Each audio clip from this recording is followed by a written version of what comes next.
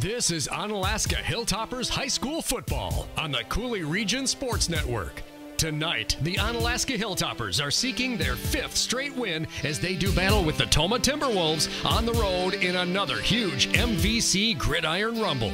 Coverage of Onalaska athletics on the Coulee Region Sports Network is presented to you by Coulee Golf Bowl, the #1 recreation facility in Onalaska. Waste Management, there's more to their business than meets the eye. Coulee Bank, bank with confidence. Kurt Paff, State Farm Insurance in Onalaska. There when things go wrong, here to help life go right. Interstate Wealth LLC, your road to success starts right here. Hilltopper Refuse and Recycling Service, at your disposal since 1984. Howie's, lacrosse's ultimate sports viewing venue. Onalaska Athletics on CRSN are also brought to you by Every Plumbing and Heating. Give them a call when you need it done right. BA Burrito Company, boldly mixed, mad flavors delivered right to your door. Coulee Region Chill Junior Hockey, the fastest game in town. David Ray's Modern Diner and Tavern, Onalaska's newest hotspot. And by Radio 1 Broadcast School. We'll get you from here to air. The Onalaska Hilltopper Athletics Booster Club. Become a member at onaboosters.com. Onalaska Parks and Recreation sign up for winter programs now. Cityofonalaska.com. Now, here with the call of tonight's game from E.J. McKean Field in Tomah, Wisconsin. Your CRSN crew, Rick Franke, Stan Evans, and Lisa Kay on the sidelines. Good evening. Welcome to high school football on the Coulee Region Sports Network. Rick Franke with Stan Evans. We're on the road tonight in Tomah, E.J. McKean Field, and it looks gorgeous tonight. Sun setting behind the trees, Lake Tomah in the distance, and we've got a great night for football. It's kind of like fall conditions. We got all those 80-degree days, and now we come in tonight and we're hanging in the mid to upper 50s, and I'm loving it. This is my kind of weather. It's beautiful. This is good stuff. Good stuff. And I just have to give compliments to Tom Curran, the activities director, and the Gridiron Club, a Tomah football boosters, for the new media box that we are standing in here today. This is an absolute bonus. Those of you that have been to Tomah before and saw the old media box and what they've done with this new facility here is fantastic. Absolutely gorgeous. Very, very gorgeous. Very beautiful facility. Very beautiful box. It's fun actually being up on the roof tonight, just checking out this beautiful view. Lake Tomah off to our right. Just That's right. Gorgeous. That's just right. Gorgeous. Jeff Ross is on the rooftop. He'll be your cameraman as always tonight. Always glad to have Jeff. And speaking of beautiful, down on the field, look at that, the new grandma. Hey, how you doing? Lisa Kay, the third member of our broadcast crew. You look too young to be a grandma. I feel too young to be a grandma. I think they call you what, Granny K or what? I don't know what they're going to call me yet, but blessed to be given a grandson this morning, 6:52 a.m. So congratulations to my daughter and my son-in-law. I couldn't be more excited. I am running on 4 hours of sleep, so if I get a little silly, you'll understand. But you talk about fall weather. It is breezy down here. Game kickoff temperature in the mid-50s, ending 42 degrees. Traditionally, Tomah is a little bit cooler than back home in Onalaska, maybe by 10 degrees. But we've got, I would say, moderate winds. And as I was walking on the field, it is wet and I would say mucky. A lot of chance for sticking, a lot of chance for going to be more than maybe a slobber knocker. You're going to get dirty tonight. There you go. With all the rain we've had. Yeah, lots of rain. It's definitely been soaking into the grass here. The wind not as bad as it was when we first arrived. I was wondering if that was going to be a huge key to this game. And balls up in the air, whether it's the passing game or the kicking game, it still is breezy enough that it could have an impact. I definitely agree with you. I talked with Kaylee Manglitz earlier, and she was hoping maybe to have an impact on the end of the game, winning by 3 with one of her field goals, so that would be exciting. Tomah Timberwolves are having their homecoming tonight. It is already a very large crowd. I also had a couple of chances to talk with some of the Onalaska players, and we can get to that whenever you're ready. We will do that. We'll check in with you a little bit later on. Lisa, it is your Coulee Golf Bowl pregame. Rick Franke, Stan Evans here from E.J. McKean Field in Tomah, Wisconsin.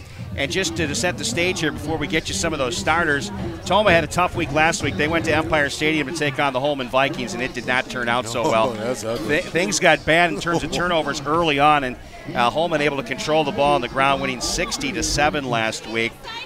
This team has struggled on the road, but when they're at home, they're 2-0. They absolutely handled Black River Falls week 2 to bring their record to 1-1 after a loss at Mauston, and then lost at West Salem 33-6. But they beat Sparta here at home for that 2-0 home record, 22-17. So they do know how to play at home. And when you look back in the record book between these two teams, in the last 16 years, Anna does have the advantage, 9-7. They're 4-1 in the last 5 meetings. They won last year 58-28 for their second win in a row. But here at Tomah, 4-5 are the Hilltoppers. So a little bit different is the story when the Onalaska Hilltoppers come to Tomah, and they like their home field advantage. Fans filing in right now, Stan. Oh, it's a beautiful packed crowd, beautiful stadium. I'm loving this, as a matter of fact. What do you think? It'll be 62-55 tonight? I'm hoping for another basketball game. I'll tell you what, that was a crazy one last week between the Hilltoppers and the Spartans. We're going to take a quick break here in our pregame.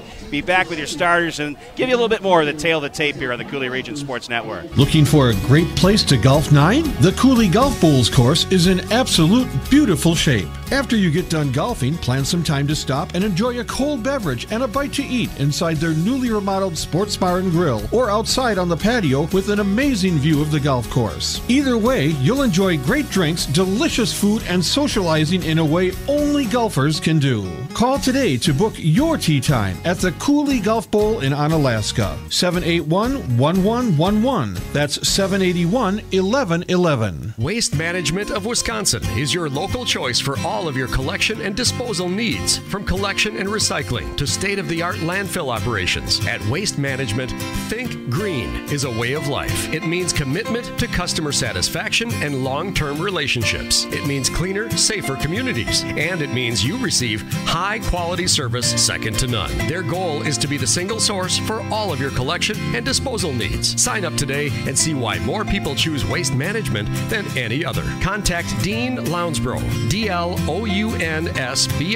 at WM.com. 608-518-1720.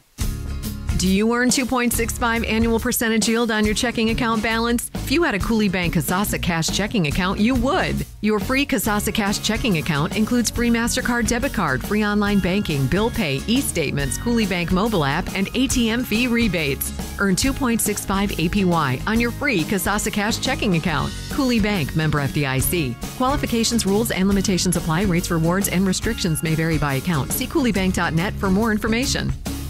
Isn't life crazy? One day your fender gets dented by a runaway shopping cart.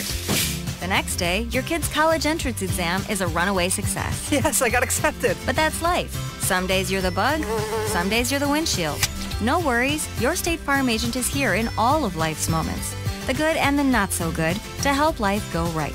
So good day, bad day, any day, let's talk. Call State Farm agent Kurt Paff in Onalaska at 608-783-1130. Many of us will end up working 40 to 50 years of our lives, saving and hoping that we'll be able to live comfortably and have a successful retirement. But saving and investing smartly is only half the game. Mistakes made during the game can have lasting effects. If you're questioning your retirement game plan, call Brent Peterson at Interstate Wealth LLC. Your road to success starts here. Investment advisory services offered through Virtue Capital Management, LLC, an SEC-registered investment advisor. Interstate Wealth, LLC is independent of Virtue Capital Management.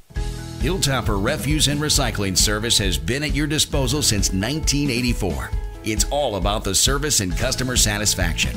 When Hilltopper Refuse and Recycling says they're going to be there, you can count on them. Hilltopper Refuse and Recycling means responsible recycling.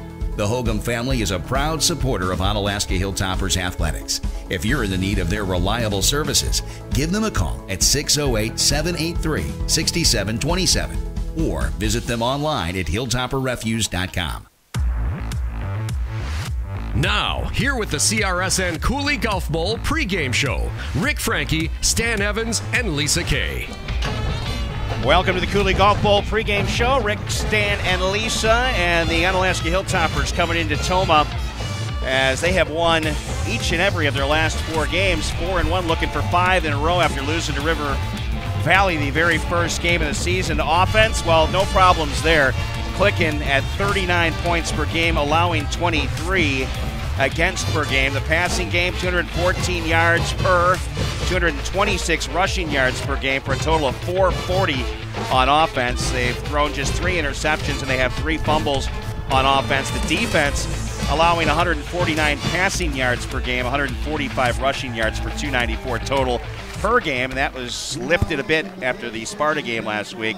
And 9 sacks on the season, 4 forced fumbles, and 10 interceptions. Wow. The leader in all the areas, Nick Pica, with 6 picks this year. Yeah, no kidding. Nick has been a beast on defense. But then you got to go and look at on the Tomah side of the ball. Haven't fared too well. You know, they've given up, let's see, they've scored 93 total points throughout the 4 quarters. They've given up 138.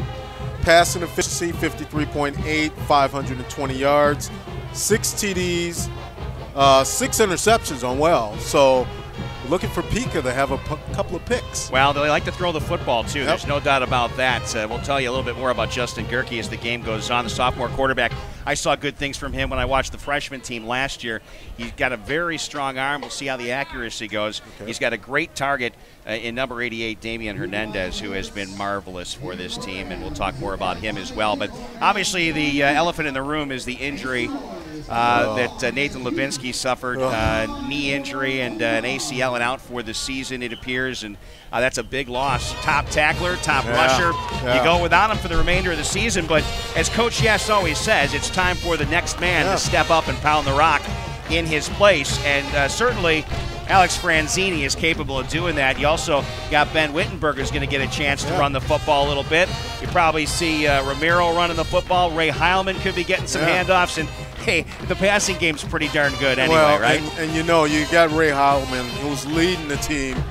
I mean, he's just having a monster year right now. Right now, 549 receiving yards, 8 touchdowns. Yeah, 8 touchdowns, but you got to talk about Austin Larson last week. 5 passing TDs and 2 rushing TDs for 7 total last week. So he has really stepped up as a quarterback.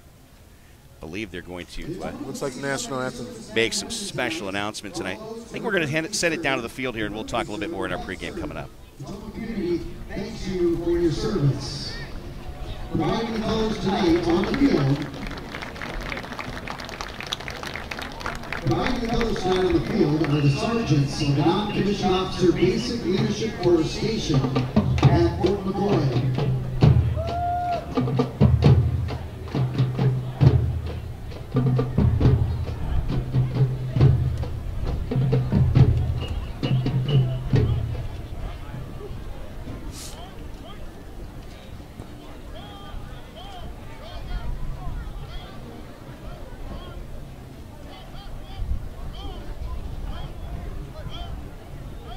Also joining the marching band is the Tomah High School Select Choir. They are under the direction of Miss Chloe Gorman.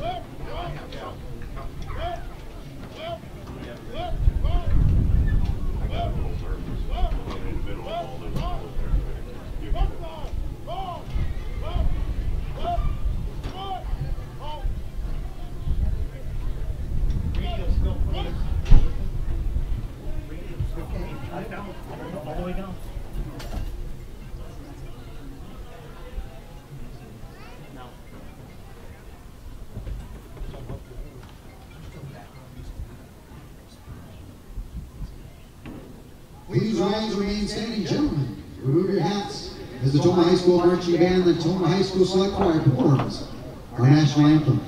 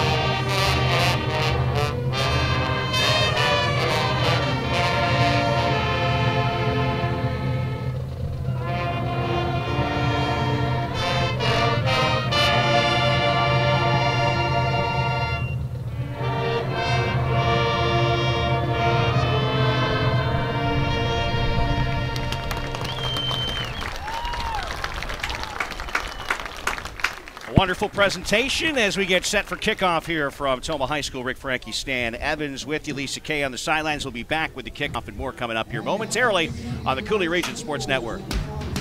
Howie's on La Crosse Street has been a La Crosse landmark for decades. Gourmet burgers, signature sandwiches, and in-house smoked meats that are sure to please your taste buds.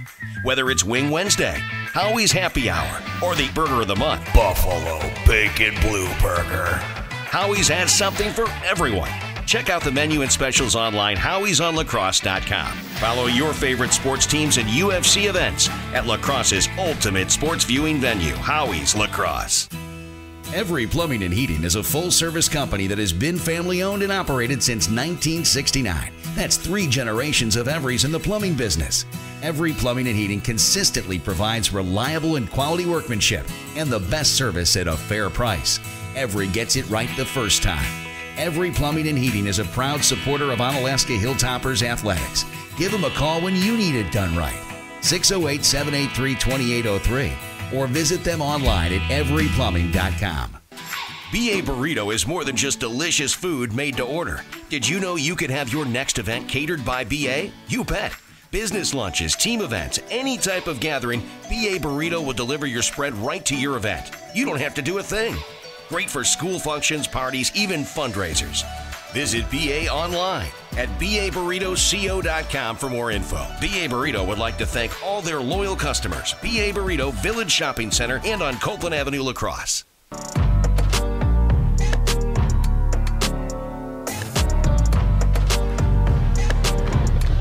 Homecoming here at Tomah High School. Big battle in the MVC tonight between the Timberwolves and the Hilltoppers. Rick Frankie, Stan Evans with you from the new booth. And it's nice here at Tomah High School to have this great place to call a game from. And what a scenic view we have here. I mean, the pageantry here with all kinds of stuff, military involved. And you got the marching band and the cheerleaders and beautiful the whole works. Red clouds, too. Yeah, I know, just a gorgeous scene as the clouds set over Lake Tomah. This is definitely good stuff tonight. We also have back-to-back homecoming games. It is a homecoming game. Another back-to-back homecoming. Lisa's excited about that, aren't you? I love homecoming. The pageantry, I mean, the band sounded absolutely amazing. Gave me chills with the military pageantry.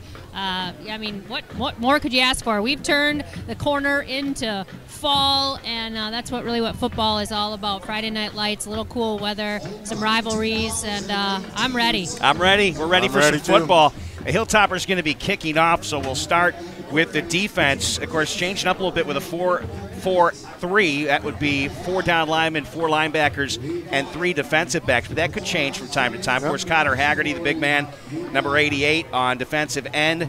Between the tackles, Damian Tracy, the junior, Nick Bloom, the junior, and David Luck, the defensive end on the outside, also a junior. Linebackers will be Jacob Uderman, playing his first game, coming back from injury. You also have Tyler Williams, the senior, Jack Weber, the senior, and Rivers Zumock, the sophomore, getting a start as the 4th linebacker, stepping in for Nathan Lubinsky. And then in the secondary, you'll have Jacob Volk, Hank Olson, and Nick Pika. Pika handling the kickoff duties, of course. And looking back for kick returnings, Cade Janiwico is averaging 13.8 per return. He has received the most kicks so far this season for the Tomah Timberwolves, so we'll be looking for him back deep. This is definitely going to be an exciting game tonight. Lights haven't really quite taken effect. There's still a bit of light here from the sun setting, but a gorgeous scene here at Tomah High School as we get set for football. Giving a shout out actually to Mitch Tees too. I believe his birthday was on Wednesday. Celebrating the birthday. Ball taken at the 20 by the Timberwolves. Racing to the near side is Cade Janiwico. He gets a good block, and Janiwico taken out of the 48-yard line. Great field position for the Tomah Timberwolves to start this one out. Glad you're with us on the Coulee Region Sports Network. River Zumock makes the tackle on Janiwico on the first play of tonight's contest. Basketball game in effect. Offense for Tomah. Justin Gerke, the quarterback, sophomore. He is 48 for 107, 45% completion, 648 yards, 6.1 average per play. He averages 130 passing yards per game, 7 touchdowns, 6 interceptions, a 63 quarterback rating as he gets set now with his offense backs in the eye. Motion sent to the far side. Boone Matheson playing, coming back for an injury. Got a flag thrown and a fumble, and the Tomah Timberwolves going to be able to fall back on that ball at the 45. It's a loss and a flag here on the first play from scrimmage. Yeah, that's not a good start for Tomah. Well, they were eaten up by turnovers last week at Holman to start the game and could never rebound from that. So these are things you do not want to see early on if you are Coach Brad Pluger. And that was a motion offense on Tomah on their very first play. Also on that Tomah offense, fullback Connor Perry, halfback Eric Gomez, 207 yards on 46 carries, 4.5 per carry with 4 touchdowns on the season. Longest run from scrimmage, 34 yards. Tight end Mason Gierke. Damian Hernandez with 20 catches for 339 yards, 17 per catch, 4 touchdowns. He's a weapon. Gierke to throw. Completes the pass. On target there for Boone Matheson. Matheson gets ahead for a few and taken down by Nick Pica. So Matheson in the lineup, wearing number 6. He is a sophomore, 5'9", 155 pounds. And he gets the first delivery from Gierke, and it's 3rd down and about 7 yards to go.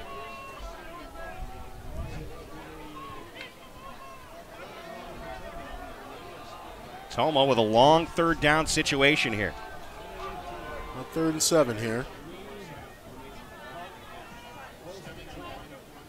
Gierke to throw, rolls out of the pocket, pressure from Haggerty, shovel pass, gets it ahead, nowhere to go. Loss of 2 Stomped on that out one. and crushed. Jack Weber in on the stop for the Hilltoppers. It'll be 4th down. Good first possession on defense by the Onalaska Hilltoppers.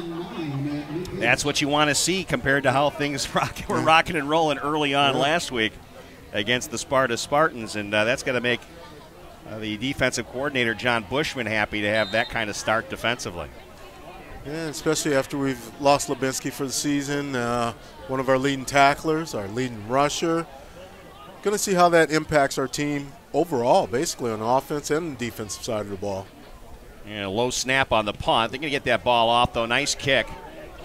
Going to bounce to the 18, call it the 17, and Heilman just lets it go. It'll be 1st and 10, Hilltoppers at the 17-yard line. And that offense led by Austin Larson at quarterback. Larson, 64 for 109, 59%, 1,014 yards passing, 16 touchdowns, just 3 interceptions, averaging 203 yards passing per game. A stellar quarterback rating at 117.9 coming in. This is what I want to see, how they're going to respond with Lubinsky out. Motion for Heilman. Handoff up the middle. And it'll be a 3-yard pickup, but the ball is loose. Tomah says they have it. They're ruling him down. Officials are saying down after the carry by Franzini. Can't be having it at the beginning of the game. Both teams with a fumble on the first play from scrimmage. Ooh. So both teams also fortunate they didn't turn the ball over. I think hands are a little cold. Maybe a little bit, not used to it. 3-yard gain by Franzini. Here's Larson to throw. Heilman high up on the shoulders, but caught by Ray, and he'll get hit a couple of times. Still bounce into the sideline where he's eventually knocked out of bounds. He'll be short of the 1st down, but a decent pickup. And there's the factor of what Lisa was talking about with the field conditions. Ray went to plan on that one and looked like the field just went right under his feet. Picked up 4 on the play. It'll be 3rd down and 3 here for the Hilltoppers. Hank Olson split wide left. Jacob Volk, the slot receiver, left. Heilman shifts up towards the line. In motion there was Sabrin. Sabrin can get to the outside, and a great tackle made. Yeah. Boy, I tell you what. It's good defense. Boone Matheson showed how quick he is, getting to Michael Sabrin lined up as a receiver and taking that handoff in motion. Just a good defensive play. So 4th and 2 now. Hilltoppers have Larson still out there. Looks like they're going to go for it here on 4th down. Maybe they're going to try to draw them off sides. Boy, they're deep in their own territory at the 26-yard line. This is bold. Timeout. And I think that's going to be a timeout, Tomah, because I think they want to talk things over. They didn't like the matchup. The quick play by Yashinsky there, trying to Get a little trickeration. We'll take a quick break with the timeout here on the Coulee Region Sports Network. The 9th season of Coulee Region Shield Junior Hockey is here. Perfect pass. They shoot and score. The 2018-19 season is underway, and the first home game is Saturday, October 13th as the Chill hit the ice against the Milwaukee Power at 7 o'clock. Tickets are only $8 for adults, $5 for children, seniors, and military. Enjoy all the action from the Iceberg Fan Deck with all you can eat and drink for just $20. Fan Deck Saturday nights you can chow down on BA Burrito Company. Order tickets online now at crchill.com. Coulee Region Shield Junior Hockey is the fastest game in town. Shot and a goal.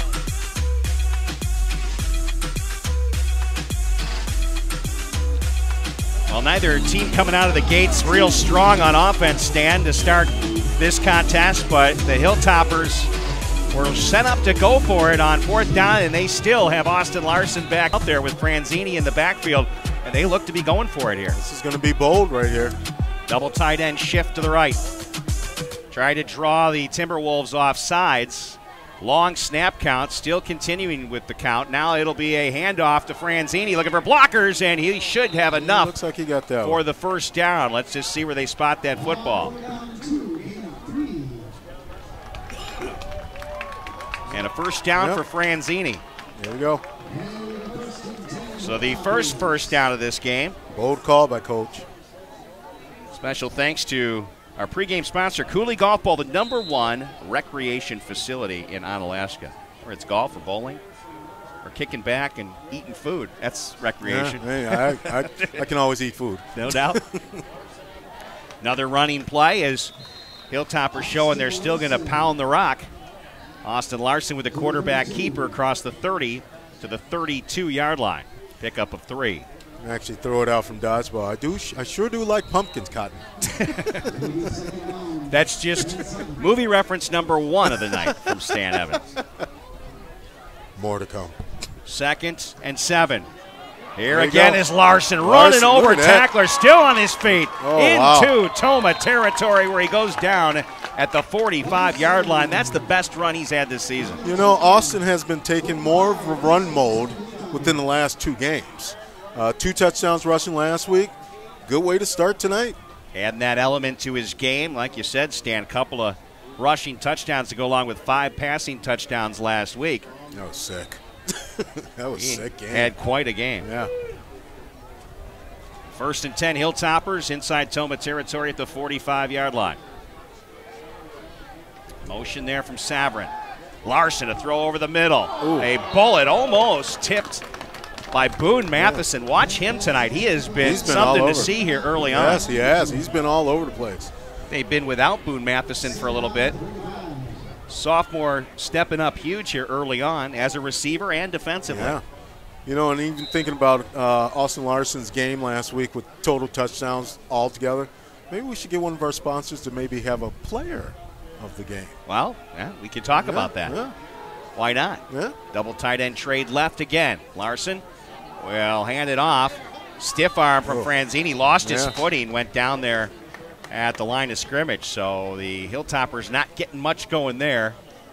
Yeah, that field is very slippery, it looks like. Elisa had pointed that out. Elisa, I know you've made your way over to the other side of the field here. We'll try your microphone from this distance. It may crackle from time to time, but you were concerned about the footing out there. Absolutely. When I walked across earlier in the game, not just the moisture, but the level of sinking down into this muck is really what I would call it. It looks like grass, but it's really just green-covered mud, if you ask me. Hey. Larson downfield has Hank Olsen, just overthrew him by a couple of steps, and it'll be 4th down now for the Hilltoppers, and it looks like they're going to bring out the punting unit to get the field position game going on here. That's all right, you know. Got themselves out of deep field positions, you know. This type of field is maybe about field position tonight. 7:08 left here in the first quarter. We're scoreless. Hilltoppers picked up a couple of first downs in that series, but right now it looks like they're going to kick this football. Nick Pica back. He played just the first half of last week's game against Sparta, had 2 interceptions, now 6 on the season. What a monster. He's having a monster season, too. The Hilltoppers get a player off the field. Did they get him off fast enough? That's the question. I think too many men on the field. Yep. Yeah, 38 scooting off the field here. That's going to go against the Hilltoppers. Gives Pika a little more room to place this ball. Exactly. You know, it started off nice. Now that the sun's going down, maybe time to put the hoodie back on. Boone Matheson looks to be the deep returner. He's been active in every facet here in the early goings.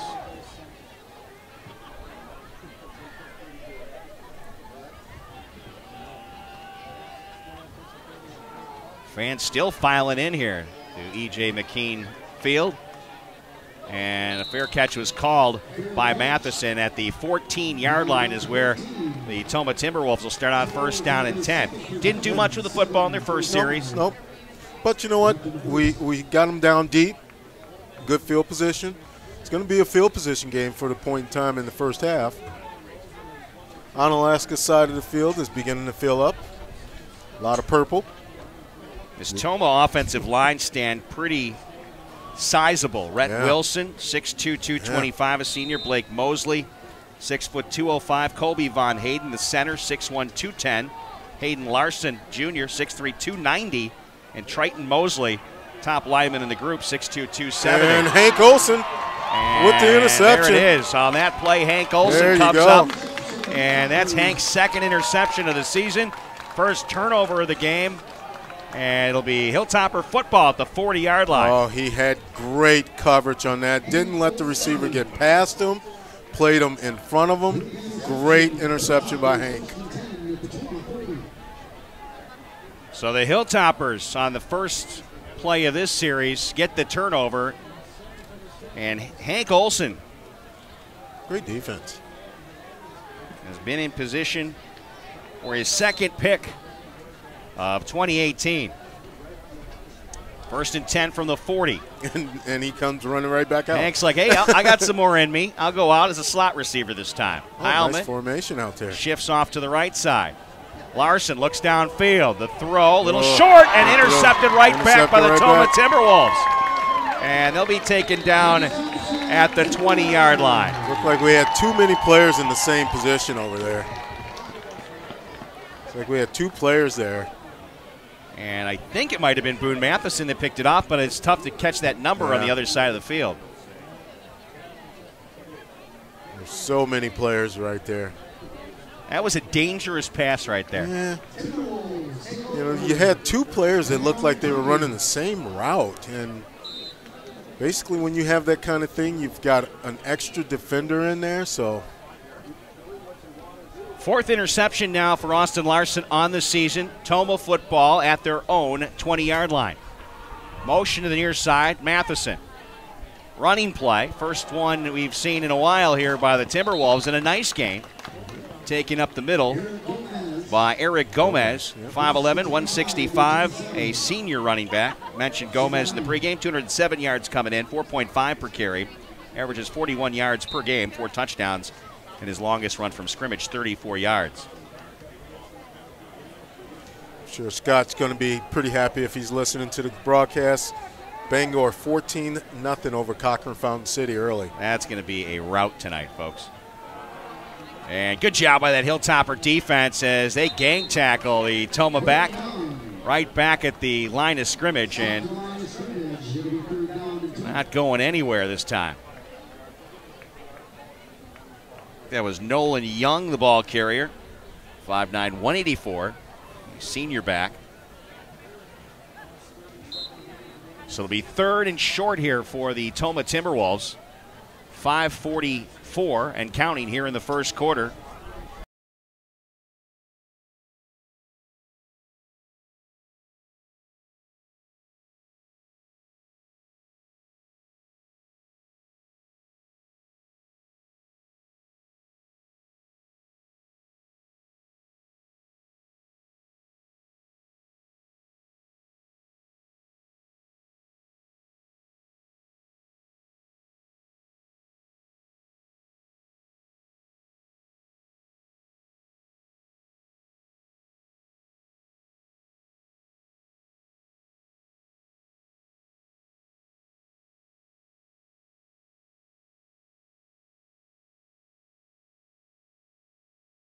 The punting unit got to be here. I would think so. I believe the punter is Evan Westfall. Clock rolling under 5 minutes here in the first quarter. No score. A couple of turnovers. Oh, they're running. And it is a there you go. keeper, Good defense. and that's going to take care of that. Oh, the pressure. What a play. Michael Savrin comes in with that blazing speed and makes the stop. That's a big defense.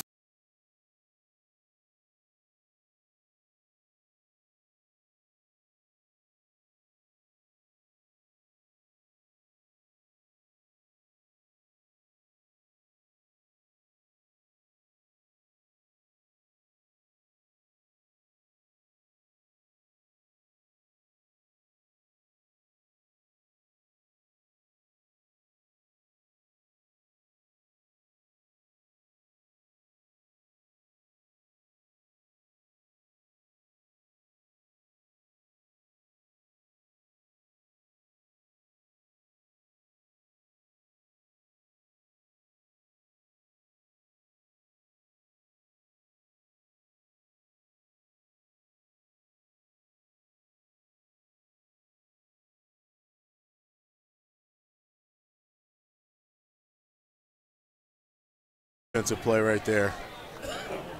That couldn't have been the planned play, was it? You know,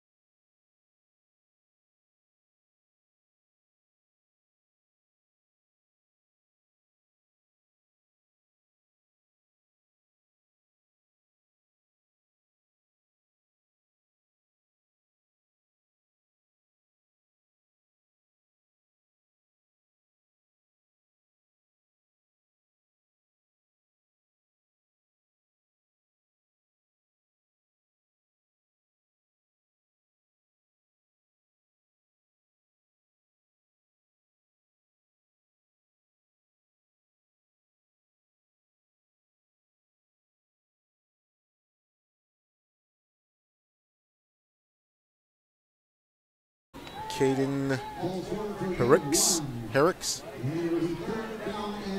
So 3rd and 1 now for the Hilltoppers. A very short one. So they can get a first down. There you go. Pitch. Quarterback keeper. Nice. And nowhere to go. It was a direct snap to Boone Matheson, and Matheson shows how quick he is, getting 3 yards on the play, maybe 4. Looks like a good spot. Good tackle by Jack Weber on that play, though.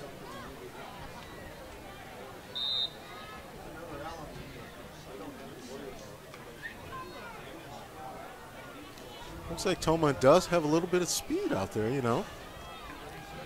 Yeah, 4-yard pickup. 2nd and 6 now for the Timberwolves. They run right into a wall, and they'll try getting to the outside this time. And Mr. Haggerty. Ray Gomez, the ball carrier, not going to have enough for the first down. Forced out of bounds. Looks like right about the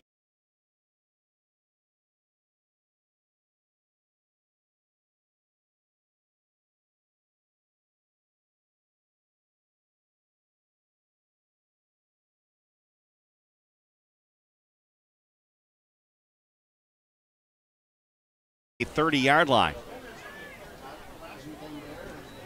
Being your third. Yep. Nice little glare on the sideline marker over there.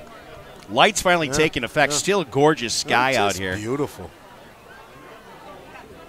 Welcome to Western Wisconsin. 3rd and short here for the Timberwolves. Handoff left tackle.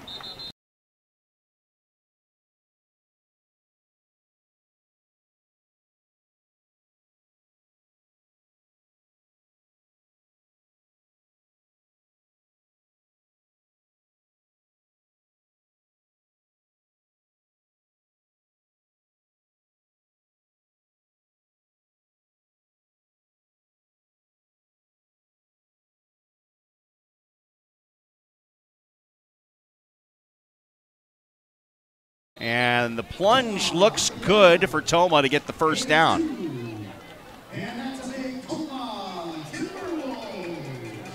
The T-Wolves pick up the first down. Nolan Young, the ball carrier, picked it up. Gets up to the 35-yard line. Go, just working them way upfield. Nice to see all the Onalaska fans who've made the trip down here. Quite a few have made the journey.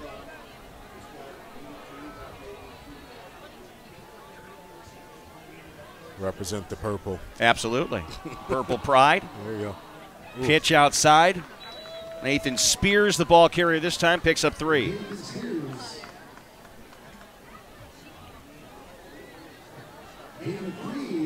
The clock ticking down here in this first quarter with the Hilltoppers up 7-0. Special thanks to Cooley Bank with confidence, proud sponsor of Onalaska Athletics, and our coverage all season long here on the Cooley Region Sports Network. Maybe talk to Cooley Bank about being that player of the game. We could do that. Yeah. We'll talk to Mark Thorne or Mike Gargaro about that. Yeah.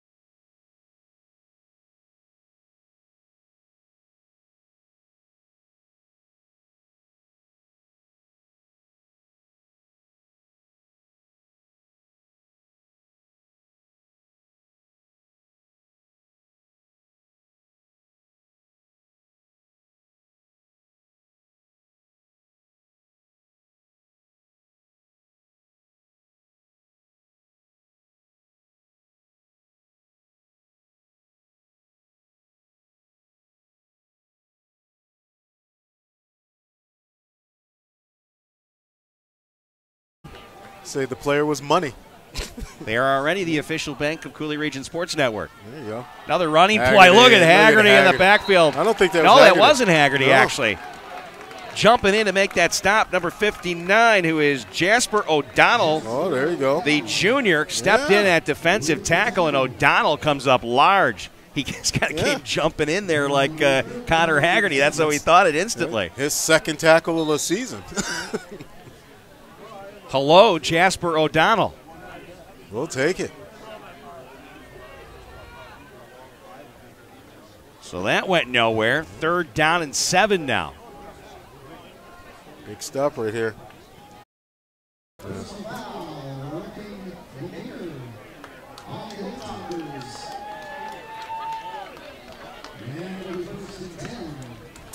Yeah, you know what?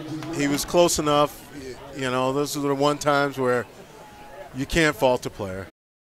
2nd down here. Oh, there you go. Ooh. And the pressure's on. Quarterback as Connor Haggerty was all over him. Yeah.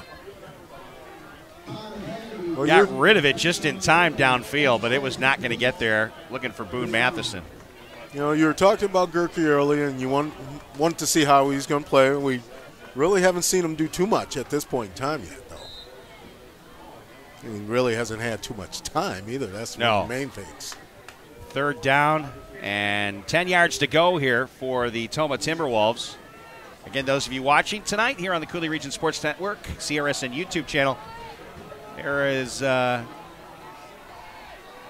time to time, an occasional internet glitch here. There's nothing we can do about it. We're running off a MiFi card, so if you've been frustrated and don't know what's going on, it's just we're at the mercy of internet. Here's Gerke throwing and throws across his body, incomplete. It'll be 4th down. That was an ugly play. I don't know what that was. It was a good play for Onalaska defense. How about that? We'll just say that.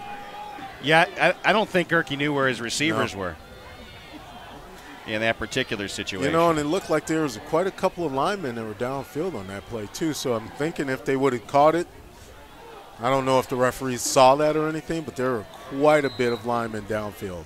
Well, there's still a lot of people filing in here. Yeah. These bleachers aren't 100% filled, but it's pretty packed. There's people outside the gates, too, so I think you're almost at capacity.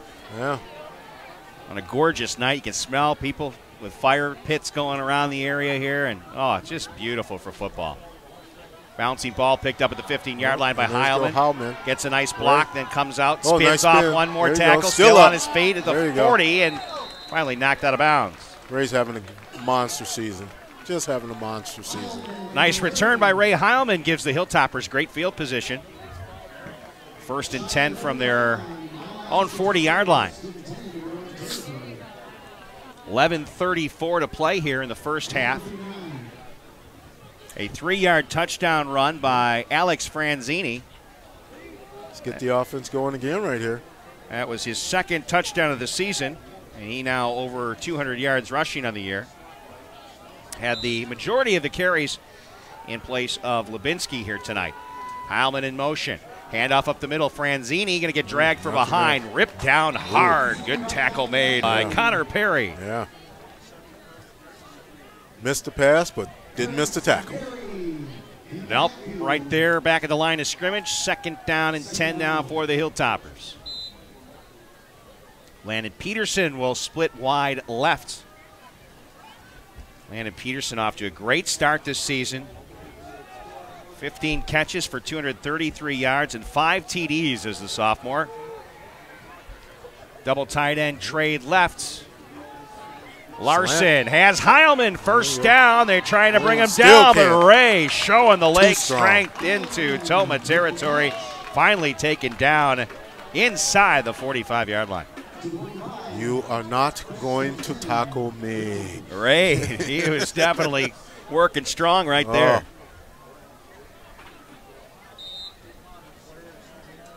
So 1st down, Hilltoppers inside Tomah territory. Franzini and the offensive line moving the pile up the middle.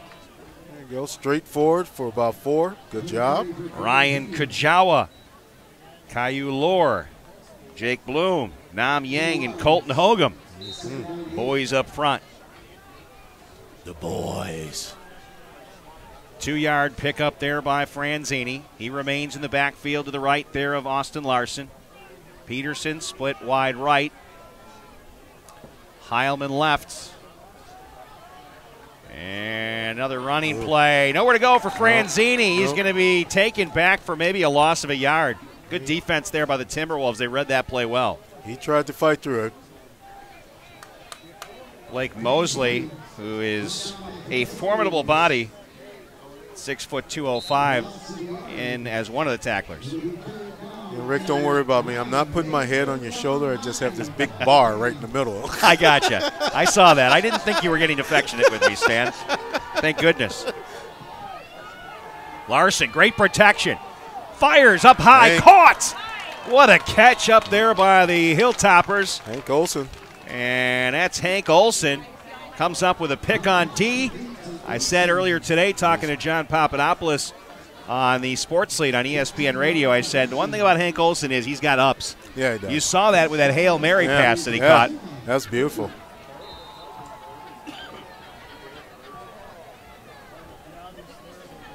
You can't play Ray Bump. 9:26 remaining. There you go. Running play again for the Franzini. Hilltoppers. And he's Franzini. He's going to get towards the goal line and eventually knocked down. Hilltoppers in great field position now. Franzini's best run of the day taken down to the 2. And Franzini, after that first fumble on his first carry, has come back and looked very good, taking the place of Nathan Lubinsky. Looking very good. No one can actually take the place of Lubinsky. You can't. But there are guys that step up, and right now Franzini is answering the call. Yep. That time the Tomah defense answers with a big stop. You know, that's the term in sports, next man up. Exactly. You know? That's what you got to do. You got to. Pittsburgh Steelers are doing that right now. Well, although they're still losing. I'll tell you what, James Conner's done a pretty good job filling in. He has. But they haven't won yet. No. Well, didn't they beat the Browns the first week? No, they lost the Browns. They tied with the Browns. Tied with them, that's right. Did not lose. Nope. That does not go anywhere. The Timberwolves stopping things up nicely. Looks like Caden Herrick's in on the stop there for the T-Wolves. 3rd and goal.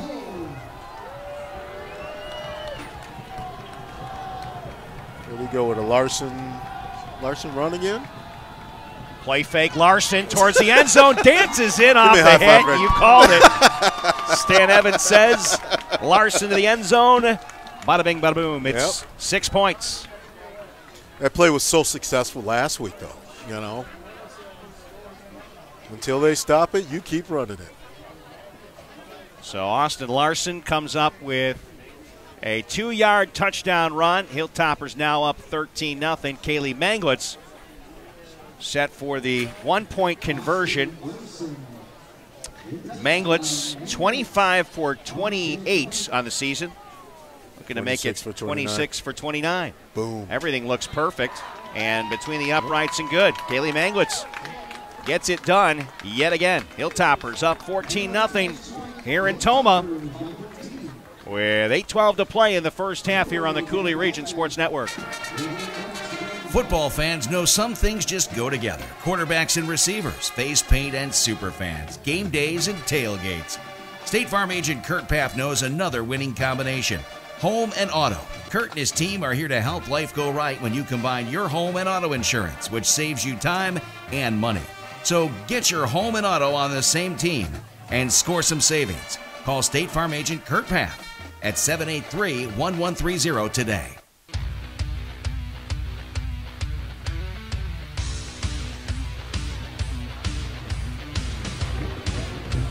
The motto's pound the rock, and that's exactly what the Hilltoppers did on that last series. A heavy dose of Alex Franzini. If you wondered how he was going to step in today, in place of Nathan Lubinsky, he's carried the rock well. And Austin Larson caps it off with a 2-yard touchdown run. Kaylee Manglitz adds the extra point. 14-0 Hilltoppers, 8:12 to play first half.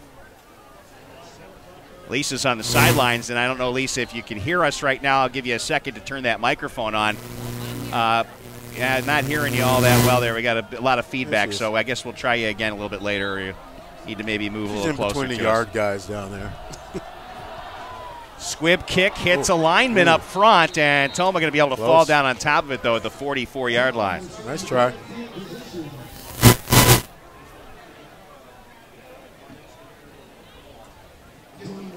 It's a good field position for Tomah here to start out this series. They're going to need some points now. They need to get a drive working. Yeah. If you're a Timberwolves fan, you want to see some consistency.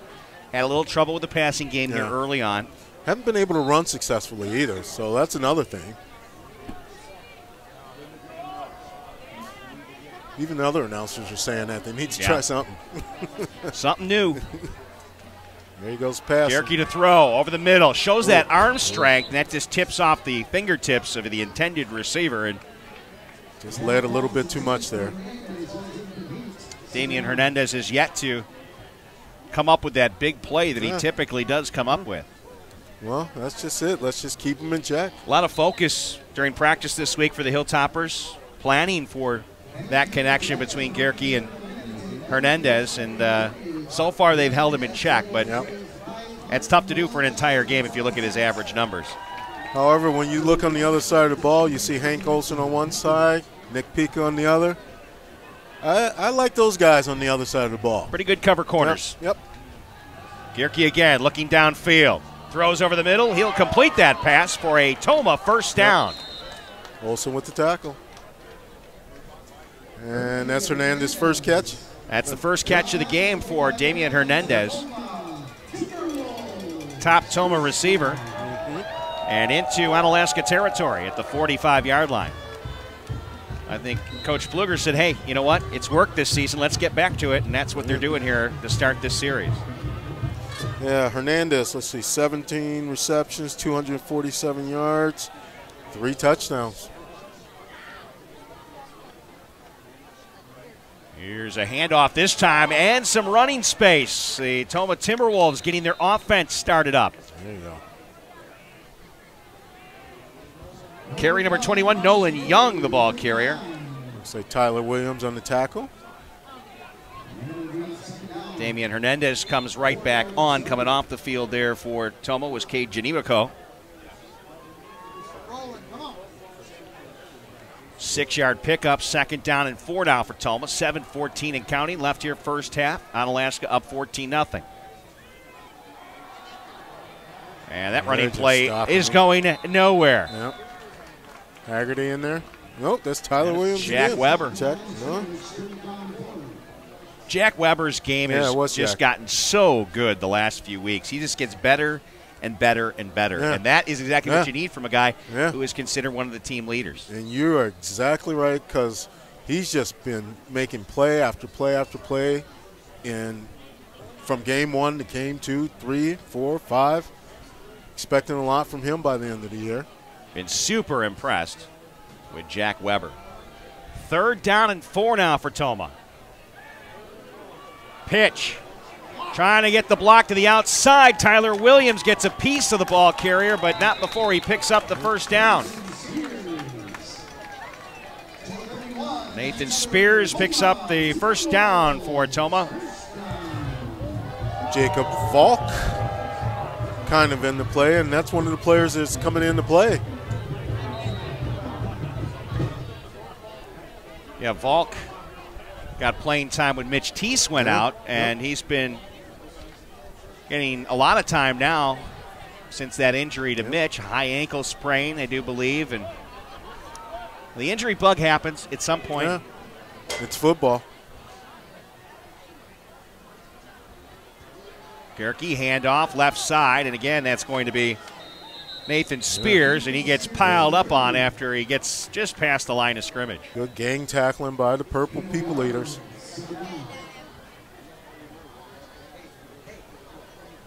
.540 and counting left here first half. Hilltoppers have a 14-0 lead. This is not the big offensive explosion that we had last week between Sparta and Onalaska, Lisa. No, and I missed that game, but I did watch it on review or on our archive station, and boy, was it something. There's a lot going on the other sideline. It's very difficult to maybe get it all in right now, but field conditions are a concern, and they're being talked about quite a bit, and they're very happy with how the team is performing without Nathan right now. Yeah, Jack Weber came up with another big tackle, quarterback scramble by Gierke, and that's going to put the Tomah Timberwolves in a bit of trouble here with a 3rd down and long, 3rd and 9. Yeah. Jack Weber's just playing outstanding ball right now. He's reading the ball well. Oh, he's just getting to the ball. That's one of the main things right there. See if they go to the air this time. Watch Damian Hernandez split wide left. He's not looking at him. That one's swung out to the back. Spears gets out to the 35-yard line, short of the first down, but Nathan Spears, a big part of this series. Nice little play action there ran by Gierke. So let's see what they do on 4th down. This is go for it territory here for Tomah. 35-yard line, or 25, check that. And down 14-0 late in the first half.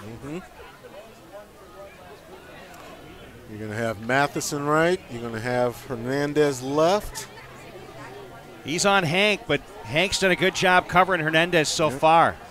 He ain't letting them get anything.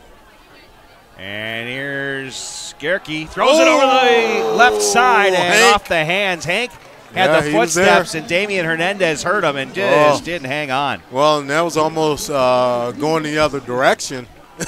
He almost jumped in front of that pass. You're right. Yeah.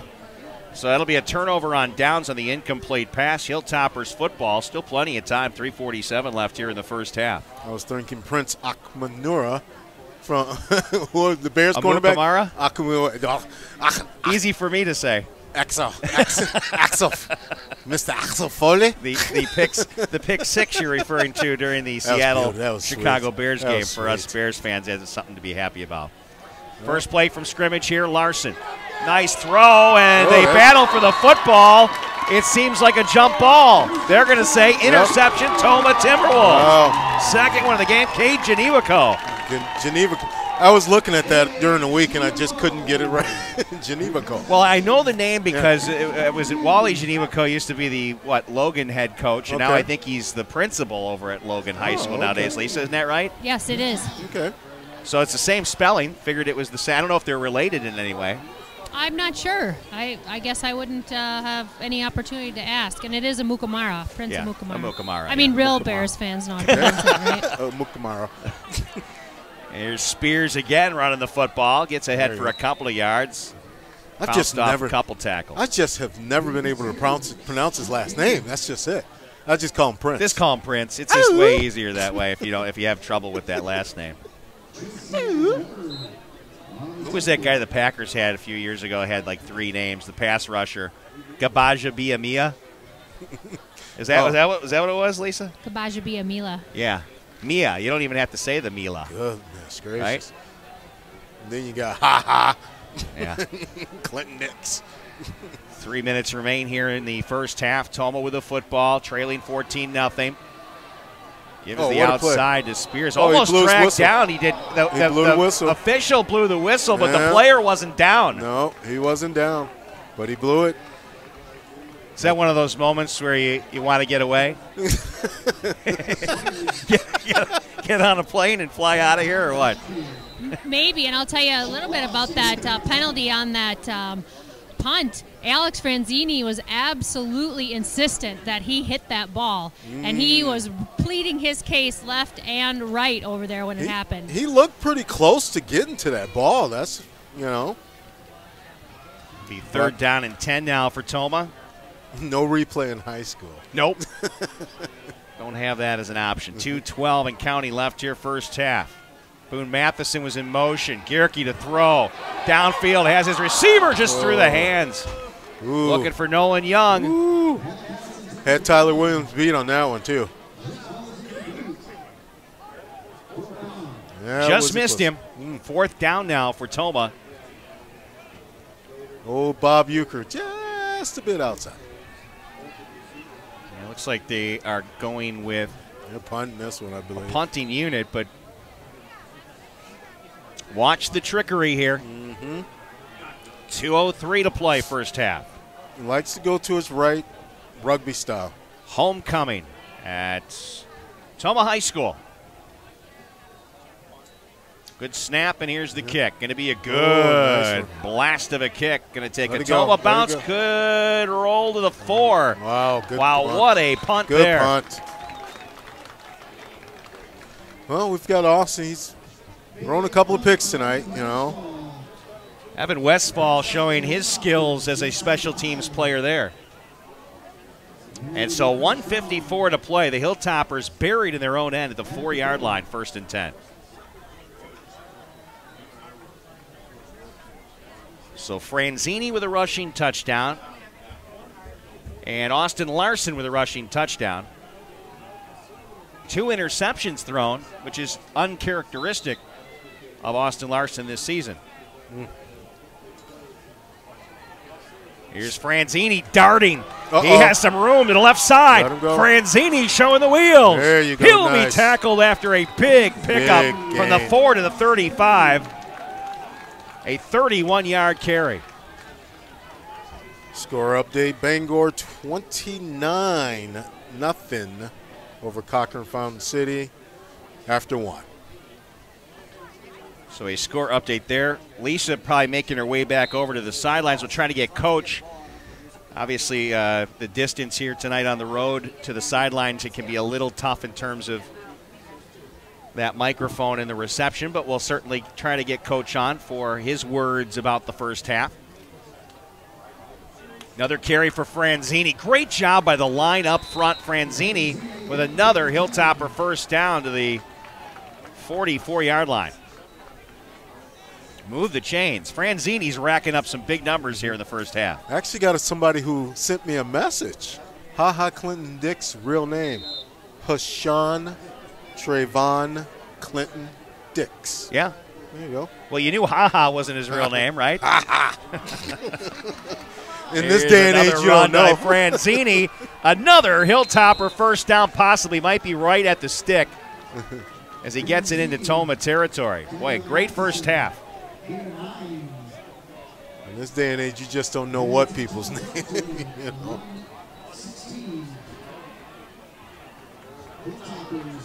So they're going to say he's just short, a couple of inches here. Hilltoppers with a $1:05 left here in the first half. Trying to put in some late second quarter points. False start. And that's going to stop the clock with 1 minute remaining here on the penalty. That will go against the Hilltoppers and back them up 5. They needed just inches to pick up the first down. So now it's 5 inches on second down. Of course, many of you following the race in the baseball Central Division of the National League, and you Brewer fans get good news because the Cubs fell apart against the White Sox today. Bad day for Cubs all around. If you haven't heard the news about Addison Russell, oh my goodness. Yeah, not good. No. Here's Larson to throw. Hit as he throws. Will come up short, and contact in the secondary there as Landon Peterson was the intended receiver, and it looked like Ethan McClurg had a hand on him.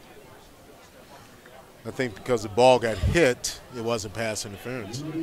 Yeah, he could not have caught that ball, so no pass interference, but there was a bit of contact.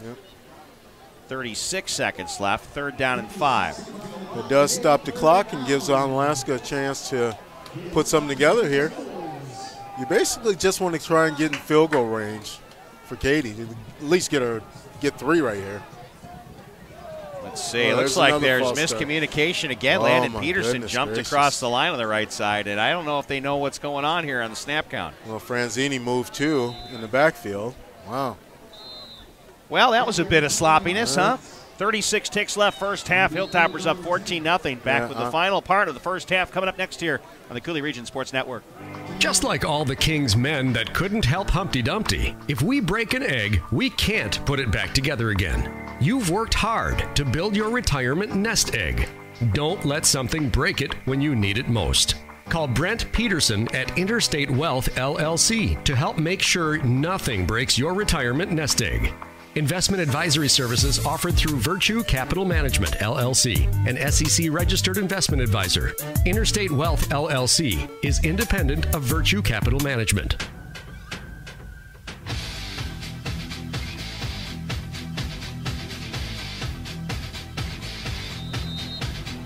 Rick Stan and Lisa back from E.J. McKean Field at Tomah High School. Homecoming here, and the Hilltoppers with the football, 3rd and 10 yards to go with 36 seconds left here in the first half. And it looks like the Onalaska side of the stands has now filled up. Yeah, it's pretty packed here. Gorgeous night for football, fall-type conditions after sweltering heat in the 80s. We're in the 50s, and I heard it could get down to the upper 30s tonight here in Tomah. Larson in trouble, and he'll be sacked, brought down back into Onalaska territory at the 36-yard line, and that's going to force a punt. I don't know if they're going to try to stop the clock or not. Tomah should stop the clock and get a chance with the football with 21 seconds left, and the clock does stop. There is a flag, though. We did not see that initially. That was against Onalaska, so declined by Tomah. And so the Hilltoppers will bring Nick Pika out. Kind of went backwards after 2nd down on that drive. Yeah, there was a little bit of a problem getting any protection for Austin Larson. Boy, I tell you, that pocket broke down quickly. Well, we just went backwards on the last 3 plays within that drive. Just, I don't know if guys are thinking, trying to get to the locker room. You shouldn't have that type of mentality. You should be wanting to put some more points up before you can go into the locker room. For the Hilltoppers, it's been, Stan, a pound the rock kind of night. I mean, it's been Franzini pretty much running the show, but I'm a little concerned that the passing game has been shut down. Well, you know, you've got Austin Larson with 2 interceptions. One of them is debatable. But, you know, Onalaska actually adjusts very well at halftime, as we very well know. So well, they're a second-half team. They have been all season long. On both sides of the ball. Boone Matheson back deep. Nick Pika to accept the snap. Here is the boot by Pika. And it's going to bounce at the 33 and take a Tomah bounce at the 35-yard line. Fans not liking the contact made. However, it's a legal hit. It's legal. I don't think Connor Perry liked it a whole lot either.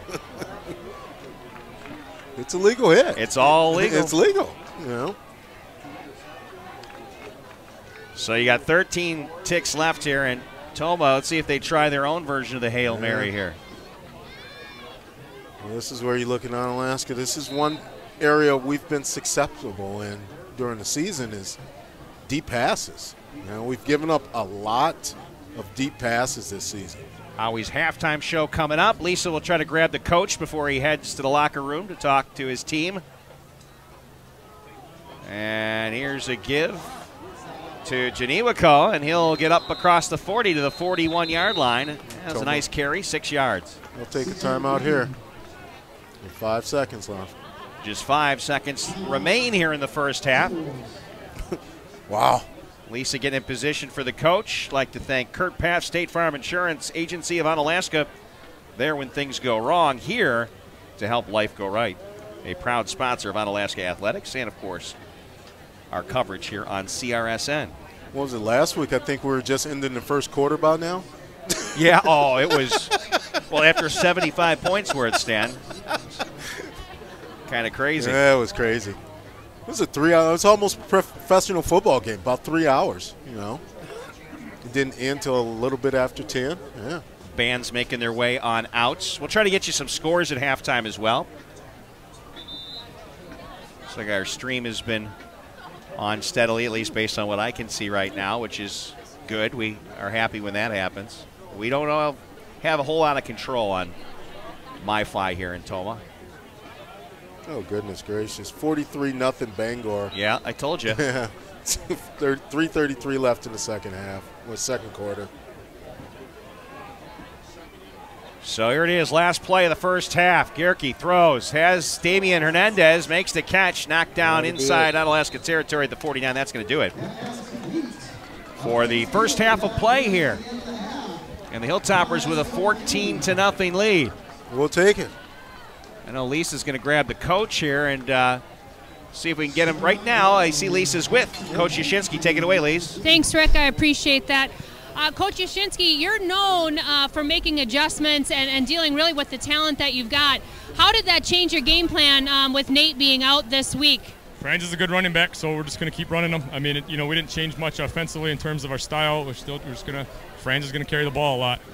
You got to be happy with the performance, minus just a couple of issues with ball control and those interceptions throughout the first half. Yeah, we thought we left a couple points out there, which we'd like to have back, but other than that, we were happy so far with our production and really happy with our defense. And I've heard we talked about it pregame, and I've heard you talk about it on the sideline as field condition. Do you think that that's going to affect anything in the second half? It's going to be hard to cut. You're going to have to go north and south because it's just going to be a really loose turf to cut the ball or, try to make a cut on tonight. All right, thanks so much. We'll talk to you at the end of the game. All right, thank you very much, Lisa, with the coach here. It is homecoming here at Tomah High School. Jeff Ross, our cameraman, will get you all the visuals. We'll take a quick break, and we'll be back with our Howie's halftime show here on the Coulee Region Sports Network. The Coulee Region Chill, proud members of the North American 3 Hockey League, are entering their 9th season here in the La Crosse area. The team has made a tremendous effort to give back to a community that supports them. This season, the Chill have partnered with Logistics Health Incorporated to honor a veteran for each and every home game before the national anthem as the hero of the game. Be a part of the 2018-19 hockey season and order your tickets online at crchill.com. Coulee Region Chill NA3HL Hockey is the fastest game in town. Experience an amazing Friday night fish fry at Onalaska's newest hotspot, David Ray's Modern Diner and Tavern. That's right, every Friday night, David Ray's offers a delicious 2-piece hand-battered or broiled North Atlantic cod dinner that includes your choice of Brew City fries or mashed potatoes and gravy, coleslaw, and dinner roll with honey butter for only $8.99. Dine inside or out on the patio overlooking beautiful Lake Onalaska. For your fish fry cravings, make it David Ray's, Onalaska's newest hotspot, downtown Onalaska at Dash Park. The Onalaska Omni Center is hosting Freddy Fest tomorrow night for an evening of fun with friends, great food and beverage, music by the Caminos, and chances to win a variety of prizes. Freddy Fest is one of the main fundraisers for the Onalaska Hilltoppers Athletic Booster Club. All money raised goes to support our student athletes and teams. Tickets are available for purchase at the Omni Center the evening of the event for $30 or 2 for $50. Includes food, entrance, and entertainment. We'll see you at Freddy Fest. Waste Management of Wisconsin is your local choice for all of your collection and disposal needs. From collection and recycling to state-of-the-art landfill operations. At Waste Management, think green is a way of life. It means commitment to customer satisfaction and long-term relationships. It means cleaner, safer communities. And it means you receive high-quality service second to none. Their goal is to be the single source for all of your collection and disposal needs. Sign up today and see why more people choose Waste Management than any other. Contact Dean Lounsbro, DLOUNSBR at WM.com. 608-518-1720. Do you earn 2.65 annual percentage yield on your checking account balance? If you had a Coulee Bank Kasasa Cash checking account, you would. Your free Kasasa Cash checking account includes free MasterCard debit card, free online banking, bill pay, e-statements, Coulee Bank mobile app, and ATM fee rebates. Earn 2.65 APY on your free Kasasa Cash checking account. Coulee Bank, member FDIC. Qualifications, rules, and limitations apply. Rates, rewards, and restrictions may vary by account. See CooleyBank.net for more information. Isn't life crazy? One day your fender gets dented by a runaway shopping cart. The next day, your kid's college entrance exam is a runaway success. Yes, I got accepted. But that's life. Some days you're the bug, some days you're the windshield. No worries, your State Farm agent is here in all of life's moments. The good and the not so good to help life go right. So good day, bad day, any day, let's talk. Call State Farm agent Kurt Paff in Onalaska at 608-783-1130. Howie's on La Crosse Street has been a La Crosse landmark for decades. Gourmet burgers, signature sandwiches, and in-house smoked meats that are sure to please your taste buds. Whether it's Wing Wednesday, Howie's Happy Hour, or the Burger of the Month, Buffalo Bacon Blue Burger, Howie's has something for everyone. Check out the menu and specials online, howiesonlacrosse.com. Follow your favorite sports teams and UFC events at La Crosse's ultimate sports viewing venue, Howie's La Crosse. Now, here with the CRSN Howie's Halftime Show, Rick Franke, Stan Evans, and Lisa Kay. That's right, time for your Howie's Halftime Show from Tomah High School, homecoming, and the marching band doing their thing right now. Stan, that first half was a lot of pound the rock in absence of Nathan Levinsky. Not a whole lot has changed other than the passing game struggling a bit, but Alex Franzini with a very strong first half. Don't have the statistics, but got to have over 100 yards. Yeah, on top of that, you got Hank Olson playing awesome defense. Just playing well. I mean, you can't ask for anything better, especially when you're missing your top tackler, top rusher.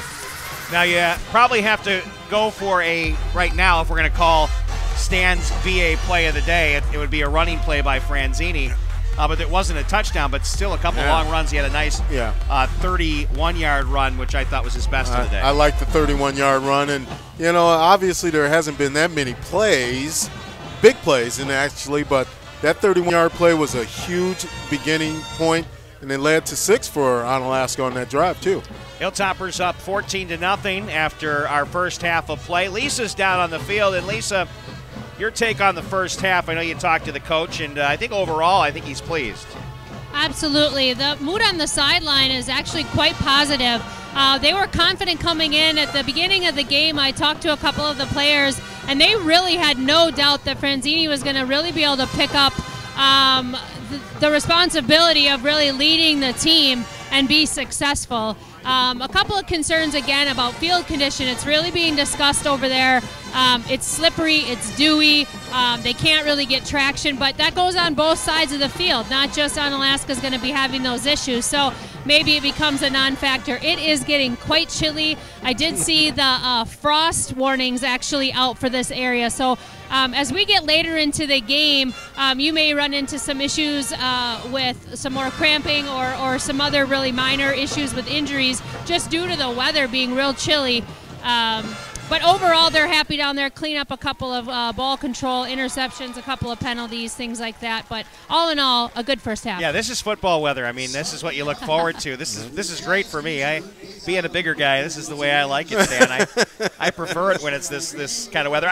I'm not ready for frost yet, though. No. I will say that's a little bit early. But you always sit in the box. I'm telling you, it's a different atmosphere down here on the field, whether it's 90 and humid and gnats. Guess who spends all winter long in a freezing ice hockey rink? At least there's no wind, though. There's no wind. The wind has actually died down quite a bit. It was a little bit more blustery. If Jeff can get a picture of the flag down on the south end, It is still blowing, but not near as much as it was during the pregame. I think it's almost a non-factor. I will tell you, the bonfires across the street on the north end of the field and the concession stand grill just flaming up some burgers. It is smelling delightful and full of fall goodness down here. Full fall goodness is right. I think the happiest guy in the entire place has got to be John Bushman, the defensive coordinator for the Hilltoppers. I agree. I think that, we're kind of known not only as an offensive team, but as a defensive team. And after last week's showing where Sparta could really just march up and down the field at will, they've really settled into some talented Tomah players and really held that offense down and allowing no points for the first half. Yeah, this team got a wake-up call last week, and I believe that practice was a great week of practice on defense.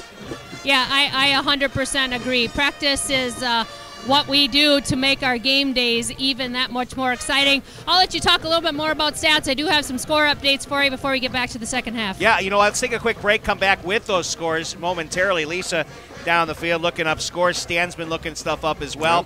We still have more of your Howie's halftime show from E.J. McKean Field here in Tomah, Wisconsin on the Cooley Region Sports Network. Many of us will end up working 40 to 50 years of our lives, saving and hoping that we'll be able to live comfortably and have a successful retirement. But saving and investing smartly is only half the game. Mistakes made during the game can have lasting effects. If you're questioning your retirement game plan, call Brent Peterson at Interstate Wealth LLC. Your road to success starts here. Investment advisory services offered through Virtue Capital Management, LLC, an SEC-registered investment advisor. Interstate Wealth, LLC, is independent of Virtue Capital Management. Looking for a great place to golf 9? The Cooley Golf Bowls course is in absolute beautiful shape. After you get done golfing, plan some time to stop and enjoy a cold beverage and a bite to eat inside their newly remodeled sports bar and grill, or outside on the patio with an amazing view of the golf course. Either way, you'll enjoy great drinks, delicious food, and socializing in a way only golfers can do.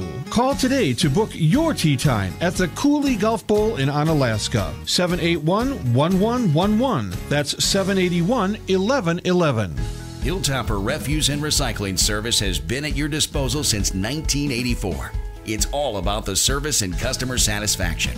When Hilltopper Refuse and Recycling says they're going to be there, you can count on them. Hilltopper Refuse and Recycling means responsible recycling. The Hogum family is a proud supporter of Onalaska Hilltoppers athletics. If you're in the need of their reliable services, give them a call at 608-783-6727 or visit them online at hilltopperrefuse.com. Every Plumbing and Heating is a full-service company that has been family-owned and operated since 1969. That's 3 generations of Everys in the plumbing business.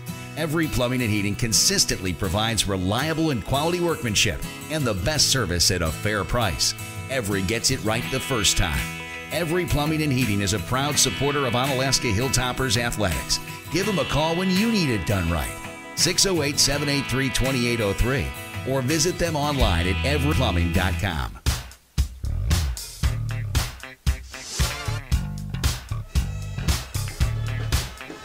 Rick Stan and Lisa, Howie's halftime show, and I know that Lisa has been looking up scores. Some big games tonight. I'm kind of curious about Logan and West Salem. You got anything on that, Lisa? I cannot find anything on that right now. And the last score update I saw in Sparta was a 0-0 score at quarter one.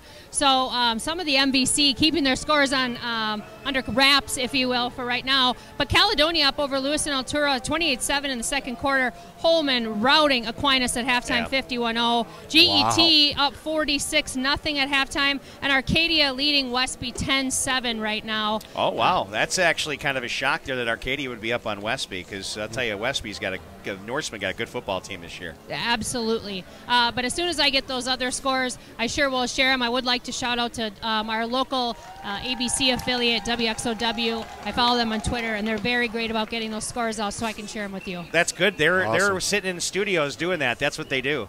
Yeah, and yes, it is what they do. But I appreciate it. That's all right. I like Scooter and the crew over there. They're good people. Yes. I got nothing against them, but you got to be fair. You got to say Greg Wabernick and the group over there at KBT. But I didn't pull the scores from them right for that update. Hey, I'm being inundated by the Timberwolves. I know you're standing right in the middle of the band. You might get hit by a band member. I think you're messing the whole thing up. Grab a clarinet. I'm surprised somebody didn't grab you and take you away. I don't know that you're supposed to be there. When you're doing your job, you just got to do it. Yeah, it doesn't matter who gets in the way. I like that. Boy, I tell you, you're dedicated. That's good stuff. Grab a flag and run. Well, they were behind me. I didn't see them. You didn't see them coming. You know, the Sparta Central game, you said there was no score, but you only have a first quarter no score. Is that right? That's correct. The last score update was the end of the first quarter. It was a 0-0 score. And so I will continue to look. I just haven't seen anything recently come through. Yeah, because that's Sparta's homecoming, and they usually play pretty good at their building. So interested to see how that one turns out and how the Logan and West Salem games turn out, because that really is going to give us a little bit of a better picture of how the rest of this thing is going to pan out. Well, and you think of the NBC battle and what we've gone through these first number of weeks. We are absolutely running into the tough part of our schedule with these next three games, and I think that they will be the determining factor of who takes the conference this season. Who is it that sits down and decides how the schedule works out? Because, boy, I tell you, you go with Central, West Salem, and Holman for your last three games. I mean, the good thing about that is, you got some top-end competition in the MVC. Oh, I've been advised to move. I'm sure they told you to move. You're lucky that that's all they did. You get some top-notch competition there at the end of the season, and then you're heading into playoffs. At least you hope you are. Playoffs? And if the Hilltoppers are victorious, and it sounds like Holman already is, I think it's running clock at halftime against Aquinas, they're in the playoffs, okay? Yes. If the Hilltoppers win here tonight, they've also made it into the playoffs. And then it just depends on where and the seeding and all that. Right, and I'll tell you that right now, conference winning is what's on the players' minds. When I talk to them at halftime, they're asking me for score updates. What's Holman doing right now? What's the Central score? So they are very much, I got to move again, very much in the because you're right in line of the court there. I'll get my homecoming wave out. They're very much wanting to know where everybody sits so they can continue to battle. Yeah, you definitely got to be off to the side. I'm just going to shut you down. All right, you're in the middle of homecoming stuff. All right, Lisa Kay down on the field, and Stan, this is the first half. Like you said, not a tremendous number of huge plays like we've been witnessing throughout the season for the Hilltoppers. Right, not at all. And just like the players, most of us are at that end of the season. I was actually looking at the schedule, looking at it going, we play a 2-1 Central team next week, followed up by a 2-1 West Salem team, ending the season with a 3-0 Holman team. If things pan out the way – Now 4-0. Yeah, now 4-0. Yeah, the clock is running at halftime and both teams are in the locker room, But if things pan out, and it's what everybody's looking at is the Holman Onalaska game at the end of the year. If we pan out and we win out. So I'm actually looking forward to the end of the year game. Oh, I am too. It's going to be good stuff. We will be at University of Wisconsin lacrosse next Friday night.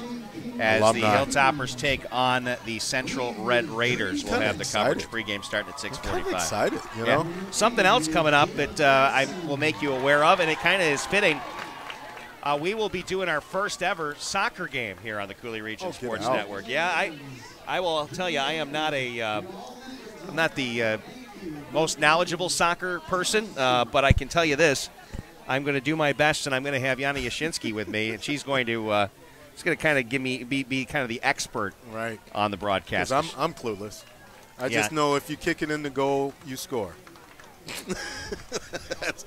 The rest, I'm out. That's how that works for you? I'm out after the rest. Well, I'm not sure how much you know, but we will have Tomah and Onalaska soccer. That is going to be October 2nd. That is a Tuesday, 6:45 pregame. We hit the pitch at 7. Wow. That's the start, right? The pitch, they call it the pitch. You know, and that's just it. I know more about hockey than I do about soccer. And that's not saying a whole lot there, Stan. I got to be honest with you. Your hockey knowledge is pretty bad. Hey, old-time hockey, eh? Yeah, we'll take a quick break here, and we'll be back with more of your Howies halftime, and then we'll have second-half action. Got about 4.5 minutes or so till we get ready to kick off the football for half number 2 here on the Cooley Region Sports Network. BA Burrito is more than just delicious food made to order. Did you know you could have your next event catered by BA? You bet. Business lunches, team events, any type of gathering, BA Burrito will deliver your spread right to your event. You don't have to do a thing. Great for school functions, parties, even fundraisers. Visit BA online at baburritoco.com for more info. BA Burrito would like to thank all their loyal customers. BA Burrito Village Shopping Center and on Copeland Avenue, La Crosse. The 9th season of Cooley Region Chill Junior Hockey is here. Perfect pass, they shoot and score! The 2018-19 season is underway, and the first home game is Saturday, October 13th as the Chill hit the ice against the Milwaukee Power at 7 o'clock. Tickets are only $8 for adults, $5 for children, seniors, and military. Enjoy all the action from the Iceberg Fan Deck with all you can eat and drink for just $20. Fan Deck Saturday nights you can chow down on BA Burrito Company. Order tickets online now at crchill.com. Cooley Region Chill Junior Hockey is the fastest game in town. Shot the goal! The Onalaska Omni Center is hosting Freddy Fest tomorrow night for an evening of fun with friends, great food and beverage, music by the Caminos, and chances to win a variety of prizes. Freddy Fest is one of the main fundraisers for the Onalaska Hilltoppers Athletic Booster Club.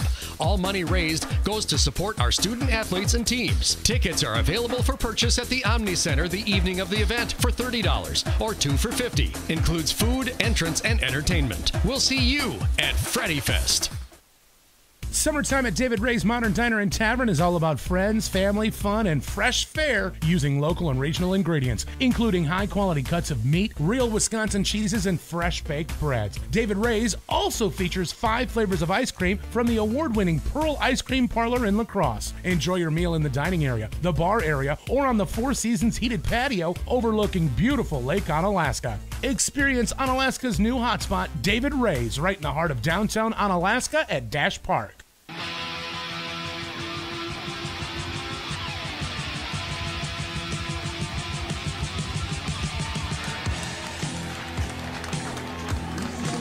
Rick, Stan, and Lisa back at Tomah High School. It is homecoming. Lisa looks like she has some. I saw her jumping on the sidelines. You must have a score for us. 13-0 West Salem. Oh, so over who? Logan is Logan. And Logan's home for that game tonight, right? That's how I have it written down on my schedule. Yes, Panthers versus Logan. So they're at Logan. Logan is trailing 13-0 to West Salem right now. All right, that's good. Got that score. We're still looking for more on the Central and Sparta game, but you said West Salem. What was it again? 13-0. 13-0 leading Logan at Swanson Field. That is a halftime score. So that's good that we get that. Johnny Davis didn't play last week for Central, but still leads in area passing with 1,023 yards. 66% completion percentage. He has 10 touchdowns, 0 interceptions for a amazing 141.1 quarterback rating. Oh, wow. Wait, but who is the next quarterback right after him? Austin Larson. By 5 yards. Yep. It is. Nope. No, actually, I have it by 9 yards. Oh, I had it by Well, I had it by 5 last time I but checked it might my have sports. that might have changed because Coach Yash makes adjustments. So nope, I have 1,014. That's the accurate number. Okay. When I looked, it was by 5, and one was ranked 16th in the 1,017. state, and one was ranked 17th in the state. Hey, still impressive numbers. Yeah. Now, obviously, Austin's going to want to work on getting placing that ball a little bit better here in the second half. Right. Rare 2 interceptions for him. Happened one other game, but for the most part, he's grown every game. This is probably the first time he hasn't grown in a while. So let's see how he comes out in the second half, because I think maybe he's the doing wind a won't heck be of a a job. factor either. I wondered too. Those other throws were into the wind, and I wonder if they came up short. And I'd like to give him the credit, but maybe he underthrew him, and there was just really good pass coverage at that point as well. Well, the one interception was in heavy coverage. There was like 2 players that were right there in the same area, so that just led to more confusion. I haven't seen him hit Ray Hyman at all. Couple catches early on, but they haven't gone deep to him like they normally have. One of the passes was intercepted when he went deep, Right. went a little bit short with it, over the middle. Sometimes over the middle can be a little bit. The swing passes to Ray have been the most effective. Right, exactly. And I don't think Landon Peterson's had one yet. No. And he's been a popular target of Larson's. And I think as successful as the run is right now, do you Right. leave that game plan? They always make adjustments at halftime, but if you're leading the score and you're trying to maybe kill the clock and you're just having that much success, maybe a few passes here and there, but they're certainly not going to rely on it like they did last week. Right. Why throw if you don't have to? Pound the rock is the motto Pound of the the day. rock. That's Onalaska football. Yep. And they did it to the tune of 731 yards with Nathan Lubinski, who leads all of the MVC in rushing with 7 touchdowns. Brett Holden from Holman coming into tonight with 628 yards and 7 touchdowns. Damon Butler, amazing running back for Logan, 580 yards with 6 touchdowns. Boy, he is elusive. Boy, that guy is elusive. Slippery. Brendan Holt from West Salem, 492 yards, 9 touchdowns, leads the area. And Bryce Edwards from Sparta, 407 yards and 5 touchdowns. Now say, hey, Ray Howman, the leading receiver, with 547 yards and 8 touchdowns coming into tonight. We'll see if Ray gets in the mix a little bit more Did here the in the Sparta second kid half. get all his yards like last week?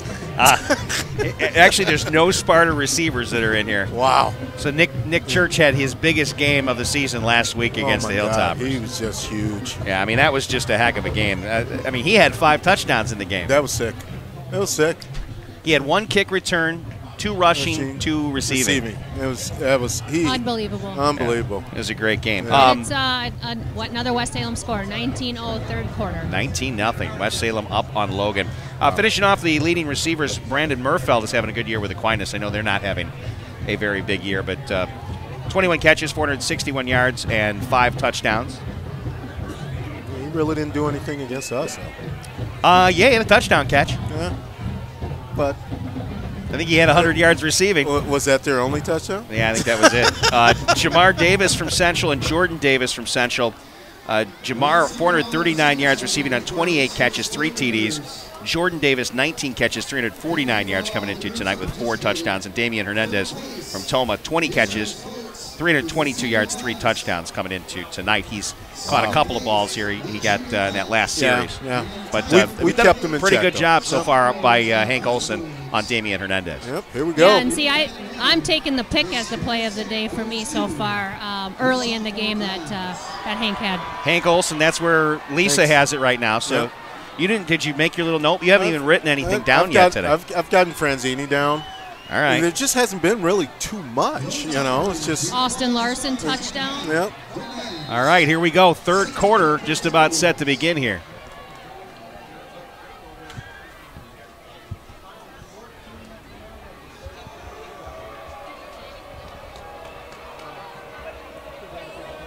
And Tomah to kick off. Second half.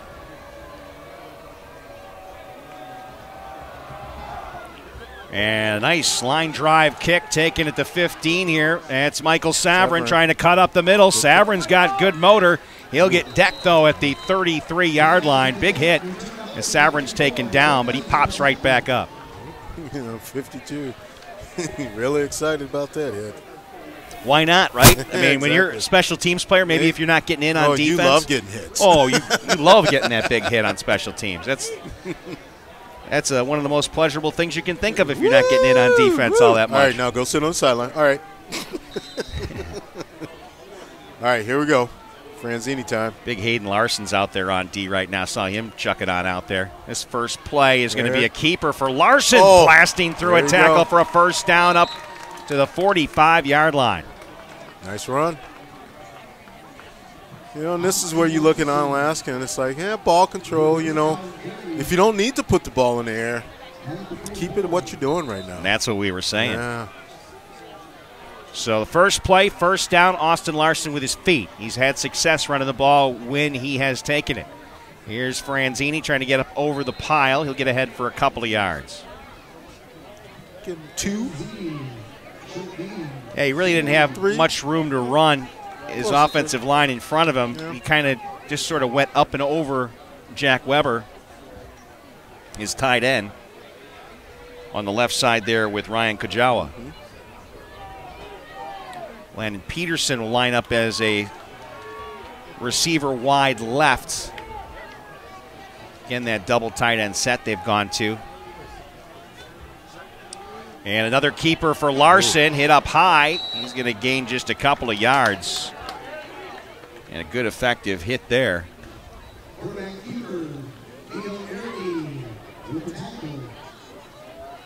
So you got 3rd and 6 now. Just underway, second half.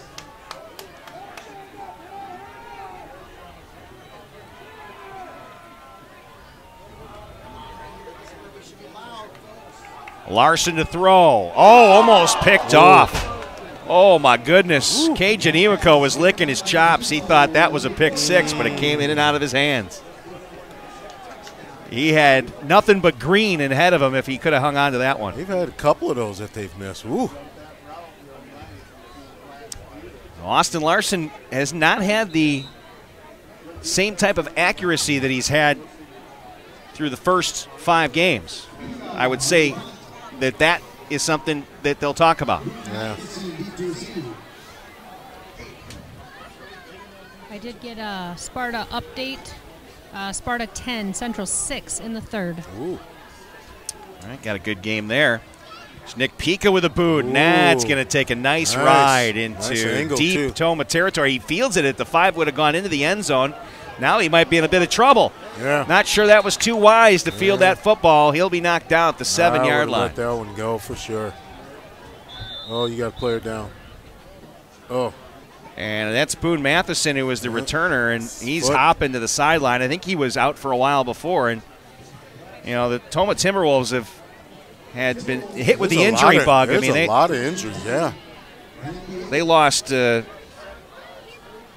stud at fullback, that Angel Burkhalter, and that's a tough loss. He's definitely one of the best backs in the area. And Boone Matheson has been having a pretty good game. I mean, all around. Yeah. I mean, whether it wasn't the wisest choice to return that kick right there, but nonetheless, defensively, offensively, special teams, he's been pretty good. Trying to make something happen for your team, though. Deep in their own territory, line plunge. Hilltoppers smell it and stop it pretty much immediately. Yeah. Damian Tracy in the middle. No one's moving him that time. Jack Weber in there also. Yeah. Of course. Wherever there's a tackle, you know Jack Weber's in. You know Jack Weber's in the vicinity. That's the way it's been. 14-0 Onalaska Hilltoppers. 1 yard on the last running play. 2nd and 9. Hernandez was set to go split wide left. Now he's going to come back and come to the right. Got to figure that they're going to try to work him into the offense here. Not too much going for him in the first half. Running play again. Hilltoppers right there. River Zumach in to make the initial hit, and then he gets some help. They're just playing very well on the defensive line tonight. This is night and day compared to what we saw last week against Sparta as far as the defense goes. It could just be the matchup, and that's just a more fitting matchup. Maybe Sparta, what they were running last week, was something that exploited the Hilltopper alignment. Yeah. But they worked on things. There's no doubt. Big change. That's what it's all about. Gained 1 yard on the last play. 3rd down and 8. Tomah deep in their own territory. Gierke to throw. He'll have to scramble as the pressure comes, and he'll get hit as he moves forward. It'll get a couple of yards, but not enough for a first down, and Tomah will be forced to punt. Guess who? Jack Weber. Hudson Weber, Jack's younger brother, who, if you recall, earlier in the season, it was Jack to Hudson in the end zone for a 5-yard touchdown pass. Well, Hudson Weber returned an interception, pick 6, 103 yards at Sparta. I heard that, yeah. For a touchdown. And I got to tell you, number 72, Eric Franke with the key block that freed Hudson Weber to sprint down the sideline. Ain't nothing wrong with that. Yeah. But a great run back by Hudson Weber. He can run with the wind. Did you post that on Facebook or on Twitter? It was Carrie Weber put it up. Okay. Yeah. She got it on her phone. Yeah. I was going to be filming, and normally I would, but we had the storms that came rolling in. So I was afraid to even get in the box up there. I thought I'd never get out. Yeah, I heard 103-yard interception return. I'm going, out. We talk about the prowess of the Weber boys. You take a good look at number 18.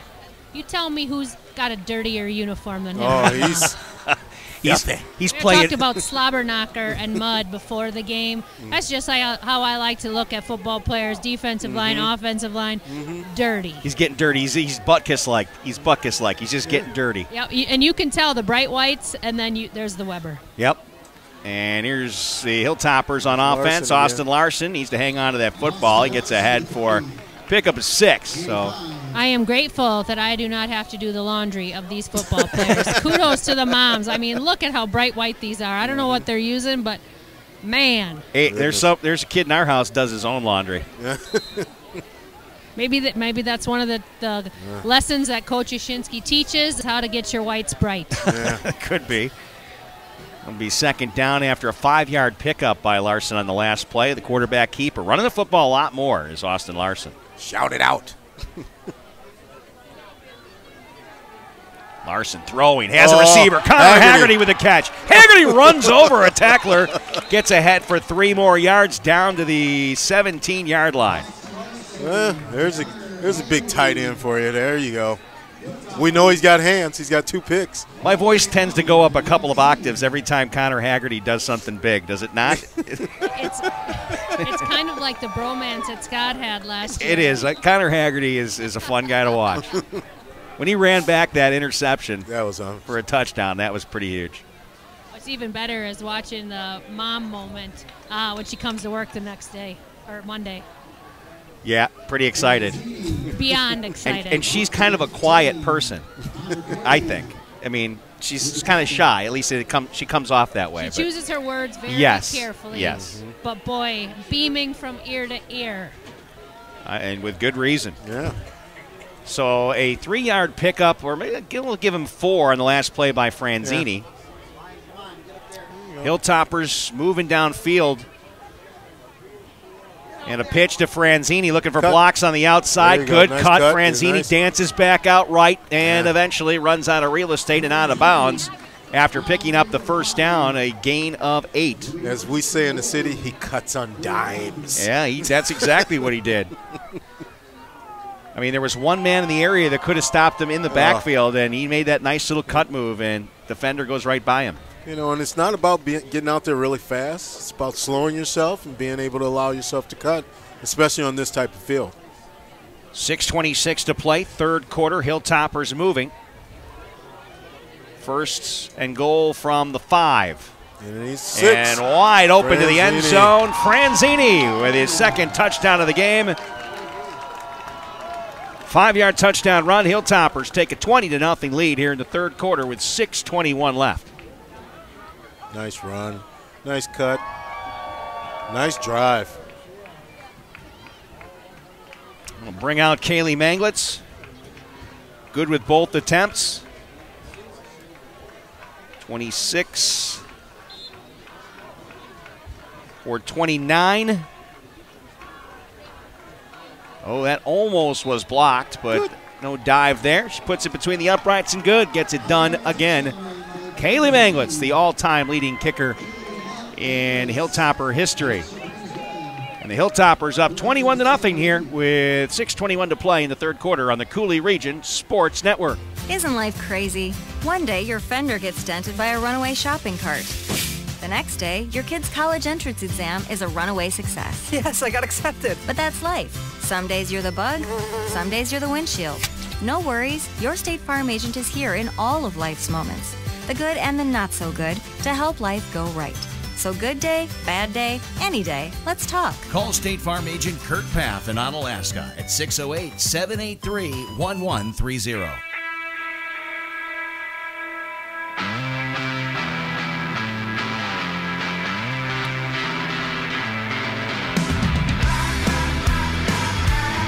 Well, the Onalaska Hilltoppers do with a mixed bag of tricks that time, but a lot of Franzini yet again. He gets his second touchdown of the game from 5 yards out.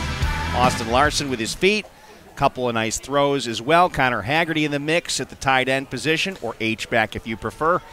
And the Hilltoppers get the job done, put more points on the board, up 21-0 here in the third quarter with 6:21 left. Nice mix of plays in that drive. Peak is set to kick off. Probably another low squibber, and that's exactly what it is.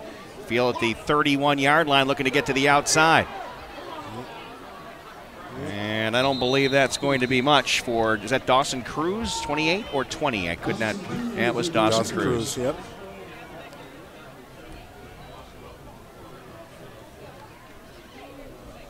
Defense have been very, very impressive tonight. Well, and that's special teams too. Yeah, I mean, you really have to be pretty happy with what you've seen. After last week, I'm pretty sure there was some spirited workout this week, and back to work, especially when you lose one of your best players. And now it's time for everybody to pick up for everybody else now. Gerke will throw, quick step drop, fires it to Damian Hernandez, stiff arm, and he'll get up to the 45-yard line, pickup of 6 on the play. Damian Hernandez is going to be a name they're going to need to call on to get back in this football game. For sure. And you look for Nick Pica to be shadowing him. It's been Hank Olson a majority of the game. And Hank's lined up right. Nick Pica to the left. He's going to be working this left side in coverage. It doesn't look like Boone Matheson's going to be coming back in the game anytime soon. And big hit in the backfield. Look at that. And the ball came loose. Hilltoppers say they got it, but that is not going to be the case. David Luck comes out, shot out of the cannon. I think they're going to say his forward progress was stopped, and that's it right there. So,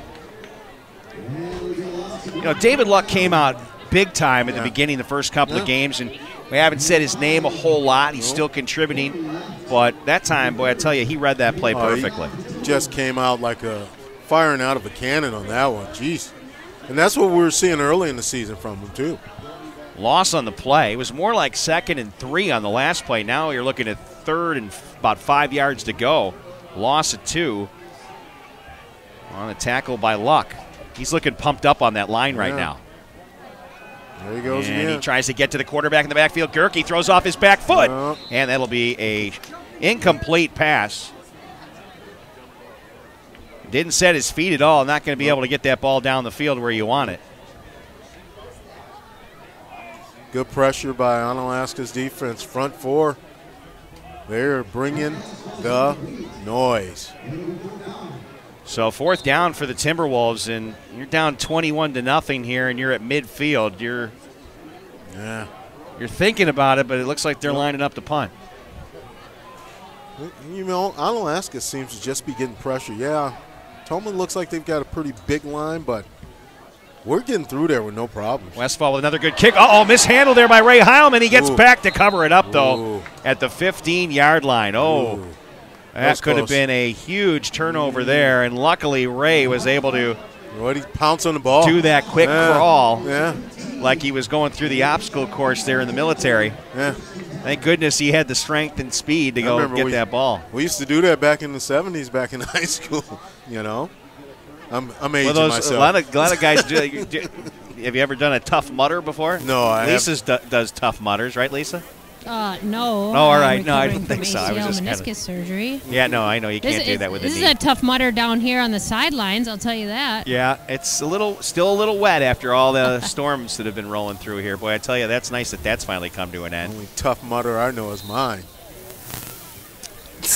Your mama? My mother. All right. My mother. That's what I thought you meant. And you got a flag here. This play's not going anywhere. Don't play with my mother. And we're, of course, saying mudder. Mudder. I know. You know, you've seen those things. You run in the mud. I know. Yeah. I haven't done one I've personally. seen them. I'm at that age right now where, no, I'm not going to try it. It's going to go against the Hilltoppers. We'll back them up 5. I'd like to thank Interstate Wealth LLC. Your road to success starts right here. A proud sponsor of Onalaska Athletics and the Cooley Region Sports Network. 1st and 15 after the motion penalty. Heilman in motion. He's going to get the carry. Darts to the outside. Heilman, look at him go. Very close to the first down marker. Pick up a 14, but they say he lost the football. Tomah recovers, and it'll be Timberwolves football. I kind of thought they were in Onalaska territory. To me, it looked like Heilman was down, but I thought the ball popped out, but I don't know if they got a piece of him on the way down, but it looked like it would have been a ground force the fumble type situation. But again, we don't have the liberty to have a replay. And the officials saw that the ball came out of Heilman's hands, and now it's Tomah ball, and they have gotten it just at the right time. Good field position for Tomah. Now can they capitalize on the turnover? That's the question. Double T's, Tomah Timberwolves. Special thanks to Hilltopper Refuse and Recycling Service, at your disposal since 1984. Proud sponsor of Onalaska Athletics and our coverage on CRSN. Is it Cahill? I'm not going to even try that name. number 82. Is it 82? Yeah. 82 coming back to the sideline is Cahill Arity. Arity, a senior, 6 foot, 185 pounds, defensive end. And he didn't appear to be limping coming off the field, so that's a good sign. So this is big for Tomah. The Timberwolves need to make something happen here now with 4:52 left here in the third quarter. Trailing 21-0. Hilltopper defense has been magnificent. Gerke to throw, chucks it towards the end zone, contact with Pika, and they're going to call interference. And that was Damian Hernandez he was looking for in the end zone. How many yards would that be on the penalty? Pass interference. What is it? Typically, it's, I think, in high school, isn't it, 15 yards? They don't give you like they do in the NFL, where it's the contact of the foul. Which is where I go, you know what? It looks like 10 yards. You take the penalty over allowing them to score on you now. Yeah, they're going to have 1st and 10 from the 13 of Onalaska now with 4:47 left here, third quarter. Coach won't be happy about it, but in the same sense, I go, I'd rather take the penalty and let them score. See if they're trying to throw it again. No, handoff and space up the middle towards the pylon. There it is, touchdown, Tomah Timberwolves. 13 yards out for Nolan Young. Nice run. The best run of the day for the Timberwolves. Just what they needed.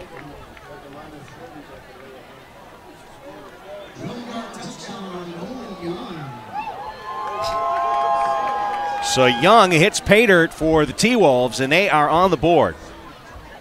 21-6.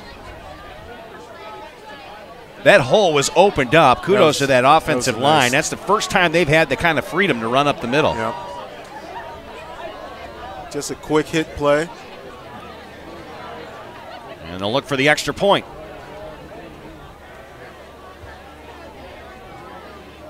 Cade Janiwako puts it between the uprights and good. All right. Janiwako ends up putting it through, and Tomah's on the board. 21-7 Onalaska here in the third quarter on the Coulee Region Sports Network. The Onalaska Omni Center is hosting Freddy Fest tomorrow night for an evening of fun with friends, great food and beverage, music by the Caminos, and chances to win a variety of prizes. Freddy Fest is one of the main fundraisers for the Onalaska Hilltoppers Athletic Booster Club. All money raised goes to support our student athletes and teams. Tickets are available for purchase at the Omni Center the evening of the event for $30 or 2 for $50. Includes food, entrance, and entertainment. We'll see you at Freddy Fest.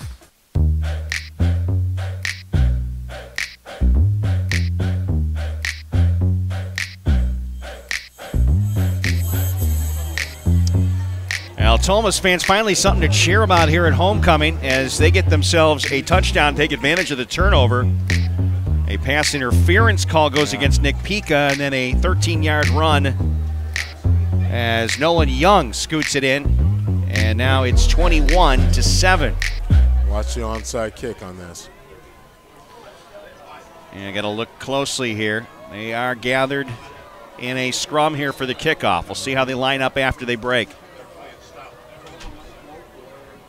You don't want to be all packed there. They'll split into a regular kick formation. The Hilltoppers reciprocate with dropping 3 men back. Deep men stayed exactly where they were. Got a college atmosphere right now. You can hear the rumblings in the stands. Tomah feeling uplifted after that touchdown. And an end-over-end kick is going to be shoestring caught by Ray Heilman. Heilman is dancing upfield and eventually runs into a bit of trouble at the 39-yard line.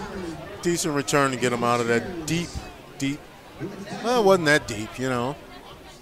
It's kind of dangerous to run under. It was Nathan Spears who made that stop. He hit Ray pretty good. Yeah. Ray caught that one right on his shoe tops. Lisa, I'm not sure if you've been able to dig up any more scores on the Logan-West Salem game or the Sparta game. Anything that you've sing out there? Sparta was up over Central 10-6 in the third. I haven't seen anything. West Salem scored again, and they were up 28, I think it was to 7. All right, so it looks like West Salem up big on Logan, and you said Sparta up just by, 3 points over 4, Central? 10-6 was the last update. All right, great. And that was in the third quarter. All right, thanks for that information. The Hilltoppers pick up 3 on the first play from scrimmage as we gave you those score updates. Getting a little chilly up here. Had to throw the Bears hat on. Okay. Bears Stan, Scully. I've still got my shorts on. I'm comfortable. I've got the Bears Scully on. Another flag on the play here. I'd like to thank Howie's Lacrosse's ultimate sports viewing venue. Proud sponsor of Onalaska Athletics and our coverage here on CRSN. Of course, with the nice shaven head, too, that kind of brings a little more of a chill. I understand that. Yeah, I have a little bit more up top there than you, Stan. Well, really everywhere. Yeah. Larson, good protection. Throws too high, though, wide open, and overthrows Landon Peterson. It just seems like he's having a tough time reading it tonight. You know? Yeah, not the typical game from Austin Larson. He's been so good this season. His first year of varsity play, junior quarterback. His younger brother looking good with the freshman as well. You wonder if there's any weather conditions that may be affecting him too also. 3rd and 11th, coldest game of the season so far. Yeah. This is definite passing down. Trips left here for the Hilltoppers. Larson throws over the middle and a bit of the jumbles. Franzini could not hang on. 4th down, the Hilltoppers got a kick. Wow. Boy, if you're a Tomah fan, you got to be pretty excited about what you're seeing right now because they get in the end zone, take advantage of the Hilltoppers turnover, and now they're going to get the ball back. Struggling on the last 2 drives here. 3:48 to play, 3rd quarter, and this is a 3rd quarter the Hilltoppers would like to say goodbye to. Yeah.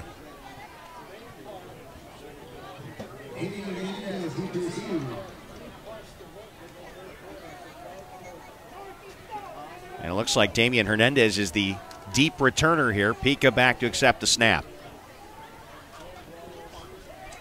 Ooh. Pika able to get a handle on that one. A nice boot. Taken by Hernandez at the 30. He'll move across the 35 to 36. Good special teams play by the Hilltoppers. Tyler Williams in on the stop. Also hustling was Hudson Weber. Landon Peterson. Or check that, Landon Peterson. Yep, my bad. Peterson. There's a flag down, though.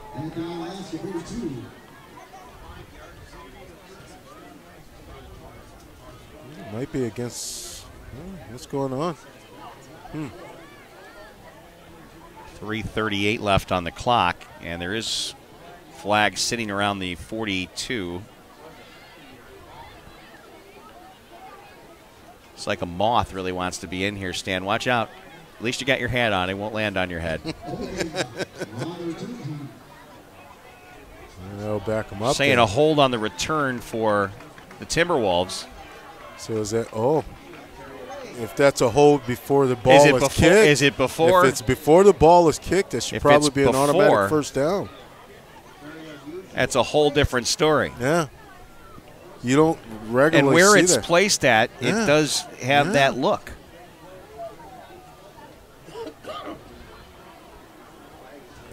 That then would create a situation where the Hilltoppers would keep the football. Yeah, hold it.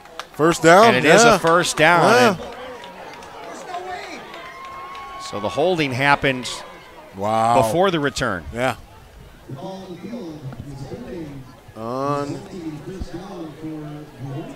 You don't see that. You don't see that one very often. Nope, not at all. And as you can understand, there's a bit of unhappiness here amongst the home fans. Yeah.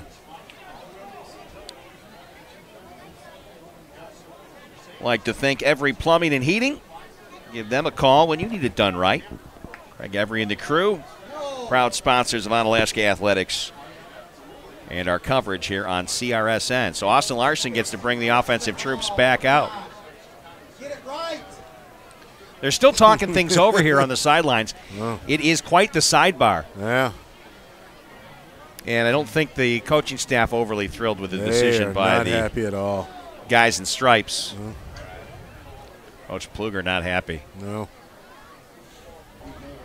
And he's still pleading with them to change their mind on their call.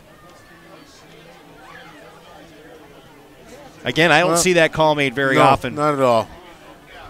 And really, as an official, if you've made the call, there's no more really to things to sit and discuss about this. And you're not going to sell anybody on it unless you can go back and show a highlight to everybody that says this is why we called it that way. I mean, it's one of those you just can't get. Nope. The Hilltoppers obviously happy to get the penalty and keep the football, but see, and this is where, as an official, you made your call. You know. Well, I mean, they've given the opportunity for the coach to plead his case, but I understand that. You know, if it was Major League Baseball, he'd be kicking the turf and dancing around the three of them. And he would take the 50-yard line and go home. Then they throw him out. He would pick up the 50-yard line, take it back to the dugout. Yeah.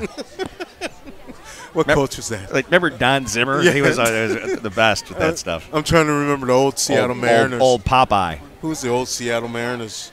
No, Cincinnati Reds, was it? Wait, Sparky Anderson is who you're maybe thinking of back in the day. Wait, Coach Kluger's not happy. Look at him. He's still following the officials down the sideline. Was it Lloyd McClendon who yeah, I remember Lloyd McClendon, too. He took the phone and threw it against the wall and picked up the base and took it off. Well, none of that's happening here, Stan. Everything's back to normal. I'm going to take the 50-yard marker and I'm going home.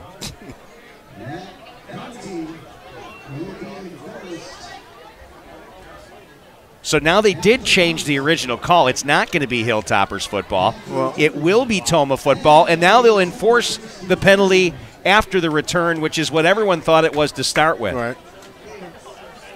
So I don't know if the refs went back to school on this one.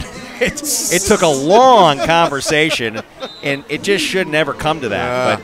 Yeah.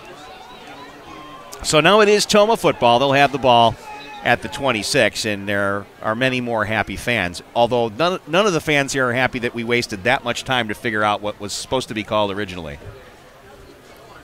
Yeah, and they're still not playing football.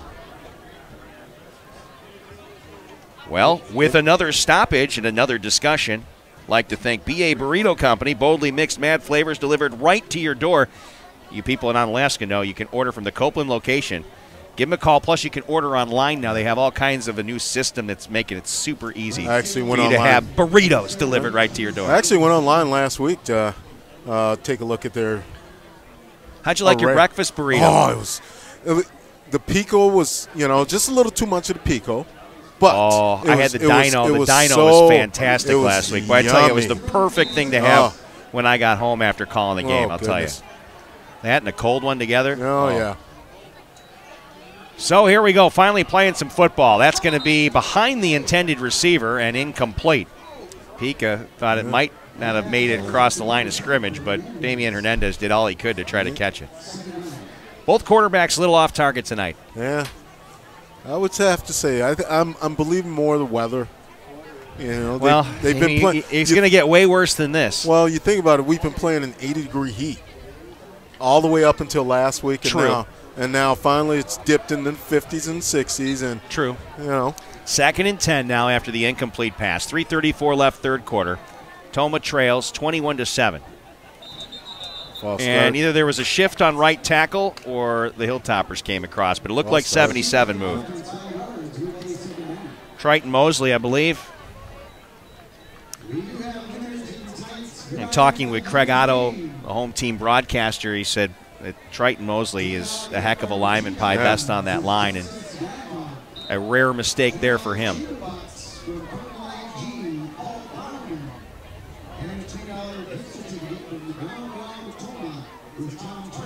So you got 2nd and 15. Lisa Kay on the sidelines. I don't know if you are on the far side now or you're near us. Over here. Okay. Over here is easy for you to say, but I don't know where that is. No, I'm over by the 40. Oh, okay. There's just so much going on the sidelines and the confusion with that call and where it was going. The sidelines didn't know what was going on, and they were trying to call plays. And really the chain gang is about the only people that knew what was going on right there. Yeah, I don't think they really did know what was happening. That's a big running play by Genevico, and he gets close to picking up the first down. It's to be 3rd and inches now. Jack Weber with a tackle. Yep.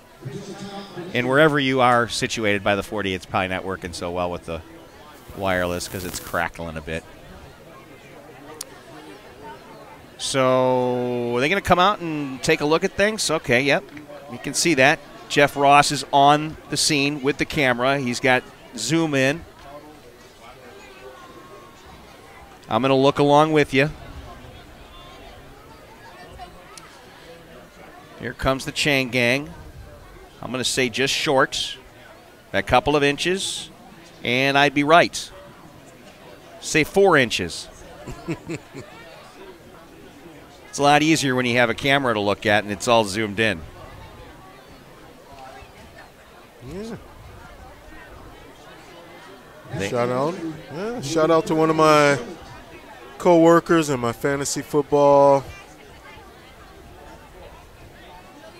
counterpart. What's your record in your fantasy football league, by the way? 1-1 in all my leagues. 3-3. 2-0 and 3 and 1-1 in one of them. 1-1. Well, off to a good start. My friend Lee's son Dylan got a 1-yard touchdown run for Bangor, 57-0, 6:38 left in the fourth. What a shellacking that is. Yeah.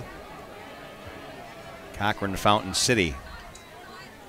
And look at this tackle up high, but what an effort there by the Timberwolves and Eric Gomez, who I thought he was going to be buried in the backfield, but he first down on that one. He has enough for the first down, boy. I tell you, if not for the extra F by Gomez, he's in the backfield, but the Hilltoppers tackled too high on that last play. And they've done a lot of positive things in terms of their defense, but can't go up that high on a tackle. No, not at all. Want to get him around his mid-waist. First down, Tomah Timberwolves, 2:43 to play. Gerke, quick step drop, and he overthrows his receiver again. Genevico, the intended receiver. Yeah, they're slipping all over the place out there on that field. And this is the type of field conditions where you don't need to be doing any cuts. You just get out there and sit, you know? Yeah, both quarterbacks have just been a little off target tonight looking for their receivers. They changed things up again. Genevico comes to the right. Damian Hernandez goes to the left as the 2 wideouts and backs in the I. 2nd and 10 after the incomplete pass. Hilltoppers showing blitz. Handoff up the middle. Hilltoppers swallow it whole. Yeah. You're not getting anything on the tackles tonight against Onalaska. That was a big nowhere. Connor Haggerty involved in the stop. And Jack Weber. Yeah, well, Jack Weber's going to be wherever the ball is. Exactly. How much he gets of the ball carrier is the question. He's had plenty of them. Haggerty came in with 38 tackles, 5 tackles for loss, 1 sack, 2 forced fumbles, 1 fumble recovery, 2 interceptions, and 1 of those for a touchdown. Now, is Jack Weber filling in for Nathan Lubinsky? No, Weber has been starting linebacker since the very beginning. Okay. And he's just gotten better every week. And this one is Janewako to the outside of the Hilltoppers. Get him for a loss. Luck? No, let's see. Who was that? Luck. Was that Luck that got him? That was Luck. Nice job. Showed some speed. Yeah, Luck's got the untucked jersey. A couple other guys have the same thing. Yeah, they're getting sloppy out there. You notice Franzini, because he's been the ball carrier, wasn't out a lot for defense, but he is out there right now. Yeah. That's why I thought made the tackle. No, that was Luck. Luck just chased him down. 4th and 13. Punt formation here for the Timberwolves. Trouble, and he gets it loose. Blocked. They do hit the kicker. No flag is thrown. That was tipped. They got a piece of it this time. Yeah. Off the fingertips, and that's why no roughing the kicker this time. But boy, if that was to happen for a second time, that would be trouble. That would have been crazy.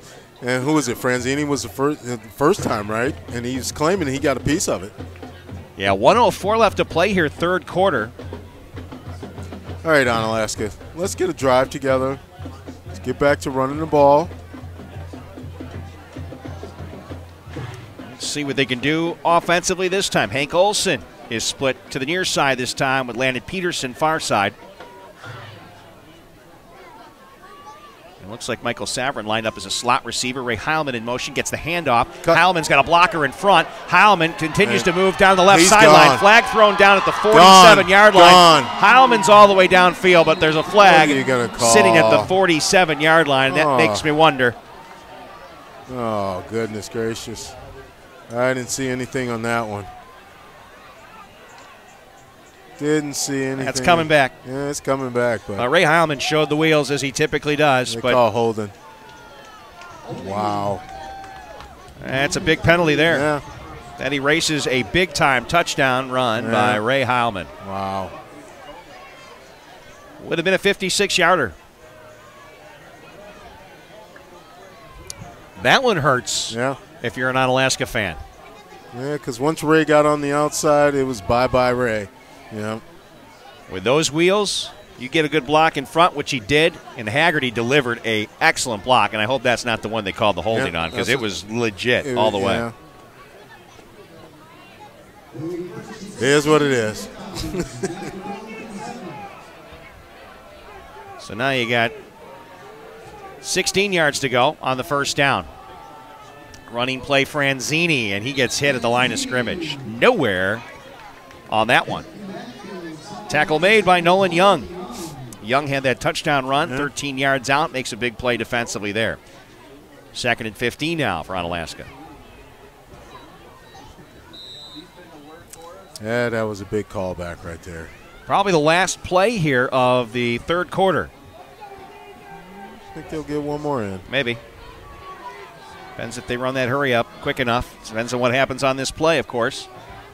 Long snap count. Here's Larson. Throws. Hits Hank Olson. Olson, a couple of dance moves along the sideline. Very close to a first down. And that stops the clock with 10 seconds left here, 3rd quarter. They're going to have him short. Boy, I thought he got a little bit more than that. Yeah, I thought he did too. I thought he was close to more to the 45 on that one.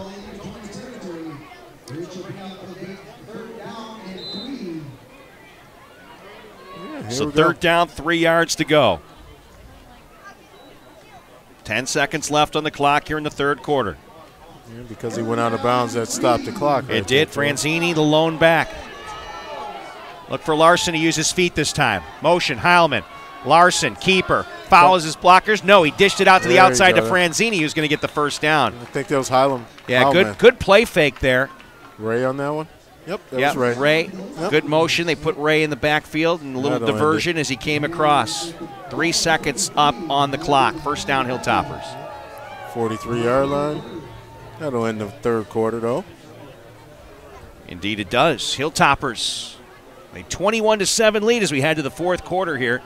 E.J. McKean Field at Tomah High School on the Cooley Region Sports Network. Every Plumbing and Heating is a full-service company that has been family-owned and operated since 1969. That's 3 generations of Everys in the plumbing business. Every Plumbing and Heating consistently provides reliable and quality workmanship and the best service at a fair price. Every gets it right the first time. Every Plumbing and Heating is a proud supporter of Onalaska Hilltoppers athletics. Give them a call when you need it done right. 608-783-2803 or visit them online at everyplumbing.com.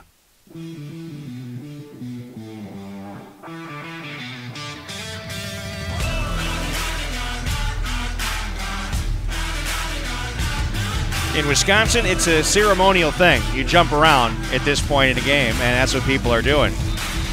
There wasn't a lot of jumping around at last week's Badger game, though. No. Oh. That was a tough one. Lose the boy. It just seems like the Badgers just seem to always lose that one game. It was one that I didn't expect him to lose. No, I didn't expect him to lose. I think they bounce back this week, though, against Iowa. We'll see. But that knocks him out. It knocks him out. Yeah, I mean, yeah. The Big Ten, and the thing about it, it looks like every Big Ten team except for Ohio State lost. Yeah, the Big Ten has definitely struggled a bit. All right, let's see what the Hilltoppers do here right now. This is Franzini. Look at the move. Oh, nice Franzini move. with a hurdle. Franzini with one man to beat. Franzini towards the end zone. Stumbles in. Touchdown, Hilltoppers. 44 yards for the touchdown score. Franzini's third. He gets the hat trick, and the Hilltoppers up 27-7. Alex Franzini, question, could he come out here and do what he needed to do to pound the rock for the Hilltoppers? I like the little hurdle he did on that one. I thought the hurdle was nice. That was nice. And the answer is, thus far, yes. Not easy to come in for Nathan Lubinsky. No. And have a 3-touchdown night. And this one's not over yet. Here's Kaylee Manglet. She's been perfect tonight. Low snap. They're going to have to do something with it here. Here's Ray to throw up high. Haggerty with a catch. Oh, my. Wow. The big man comes up with a one-handed grab for the 2-point conversion. H to H. Oh, my goodness. What a play. What an awesome play. Heilman to Haggerty. A snap that went into the ground. Ray had the dexterity constitution to figure out what to do with it, and he threw the ball up high. Nice. Haggerty goes up with a one-hand grab. Who else was going to get it, though? Oh, my. Beautiful. Beautiful. That's good stuff, folks. Hilltoppers now up 29-7. It was only a 2-point conversion, but it was still nice. Here in the fourth quarter. Good work there. Well, you got back-to-back plays that are pretty impressive right there. I'd like to say thanks to the Cooley Region Shield Junior Hockey Team, the fastest game in town. Of course, the home opener, October 13th. We'll have the call for you here on CRSN. You can watch it in full HD on hockeytv.com. Shield lost their first game on the road against the Milwaukee Power. They're in Peoria on Sunday. If you want to watch that game, I think it's a 3 o'clock puck drop. My guess is, Stan, you'll be watching football at that time because the Bears play at 3:30 against the Arizona Cardinals. What am I doing Sunday? I might be painting a house. All right, and watching football. And watching football. All right, big play, Franzini with a touchdown run. There's a squib kick there by Pika, picked up to the 25-yard line. Janimico with a nice move. Then he runs into a bunch of white jerseys who stack him up at the 40.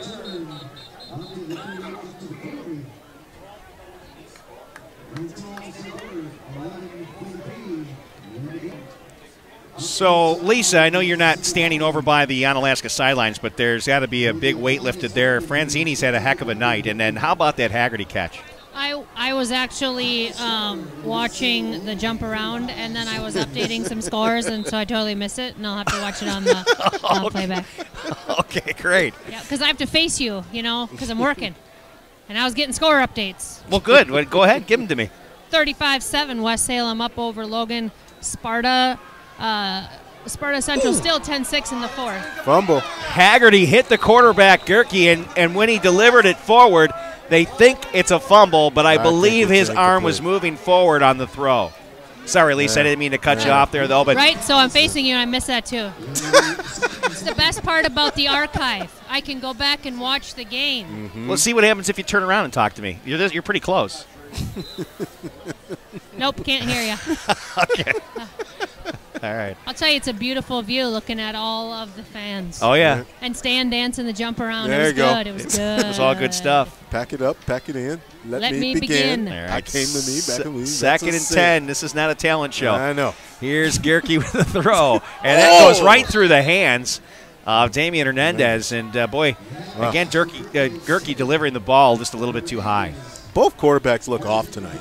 Just look a little bit off tonight. Yeah, we've said it a couple times. I mean, it is what it is. Yeah. However, we got the running game to back us. Franzini's running game has definitely made up for it. Running game and defense. You can't have 5 passing touchdowns and 2 rushing touchdowns every week like Austin Larson had last week. Can you imagine if we did? Yeah, it's called basketball season. Scott Grant said Rick Frankie Haggerty call equals blown out car speakers. I think he's on his way back from Green Bay listening to the game on his way. Another tackle with Jasper O'Donnell. He was pretty fired up. Yeah. He doesn't really start very frequently, and so I got to talk to him on the sideline. I was like, hey, we got to call your name in a play earlier, and he's like, I know, I'm so excited. And then he got called in for Damian, and so he is pumped up to be out there today. Oh, yeah, and he's had a couple of big plays. Yeah. And he's huge. He's big. He's what offensive and defensive linemen are supposed to look like. Big bag of donuts. Here's Gerke to throw. Oh, he slips and stumbles, and he's sacked. Oh, my goodness. Back at the 30-yard line. Guess who? Haggerty. Didn't take long, did it? Oh, my goodness. Lisa, you weren't even looking, but you knew who it was. I saw it. Oh, you did. You saw this one. Peripheral vision. That was another sack. Connor Haggerty with another huge game. First, he's catching 2-point conversions. Then he's sacking quarterbacks. So the next thing, we got to see him throw a pass before the end of the season. Oh, I'd like to see him take a handoff. I believe it could happen. I'm going to talk to Coach at the end of the game. We'll see if he's got a play for Haggerty to pass. Sounds good. Hilltoppers have the football now at the 30 at Tomah. 10:53 left. Hilltoppers now starting to take control. Yeah. This is when they usually do it. Franzini to the outside, looking for a seam, and he'll get hit, but a nice run up for a gain of 7.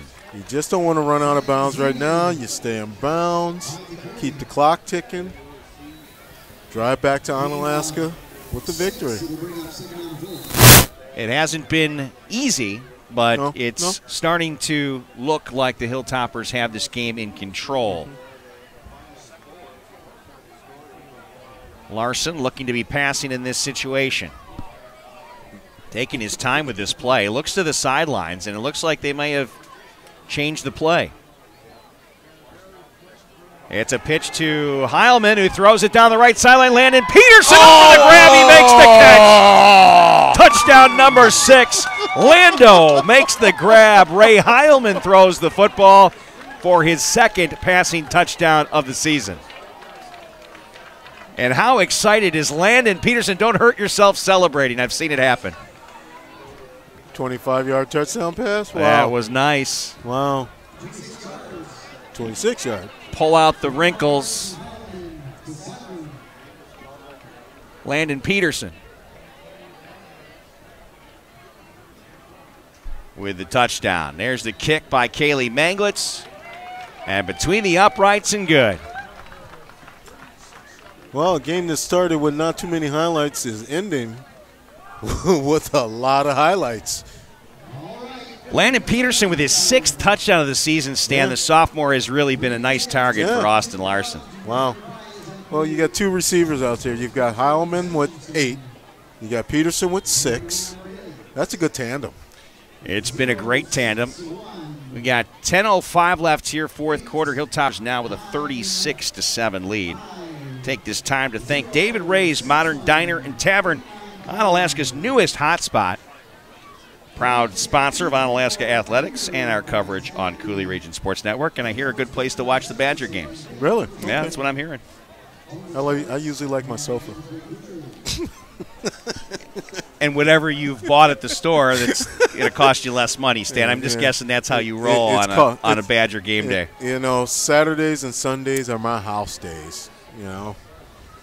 We're at that point, you know, we just bought our house in February, so, you know, things to do around the house before wintertime gets here, you know. I hear you. For us, it's exterior painting this weekend. Well, you have fun with that. Yeah. You want to come help?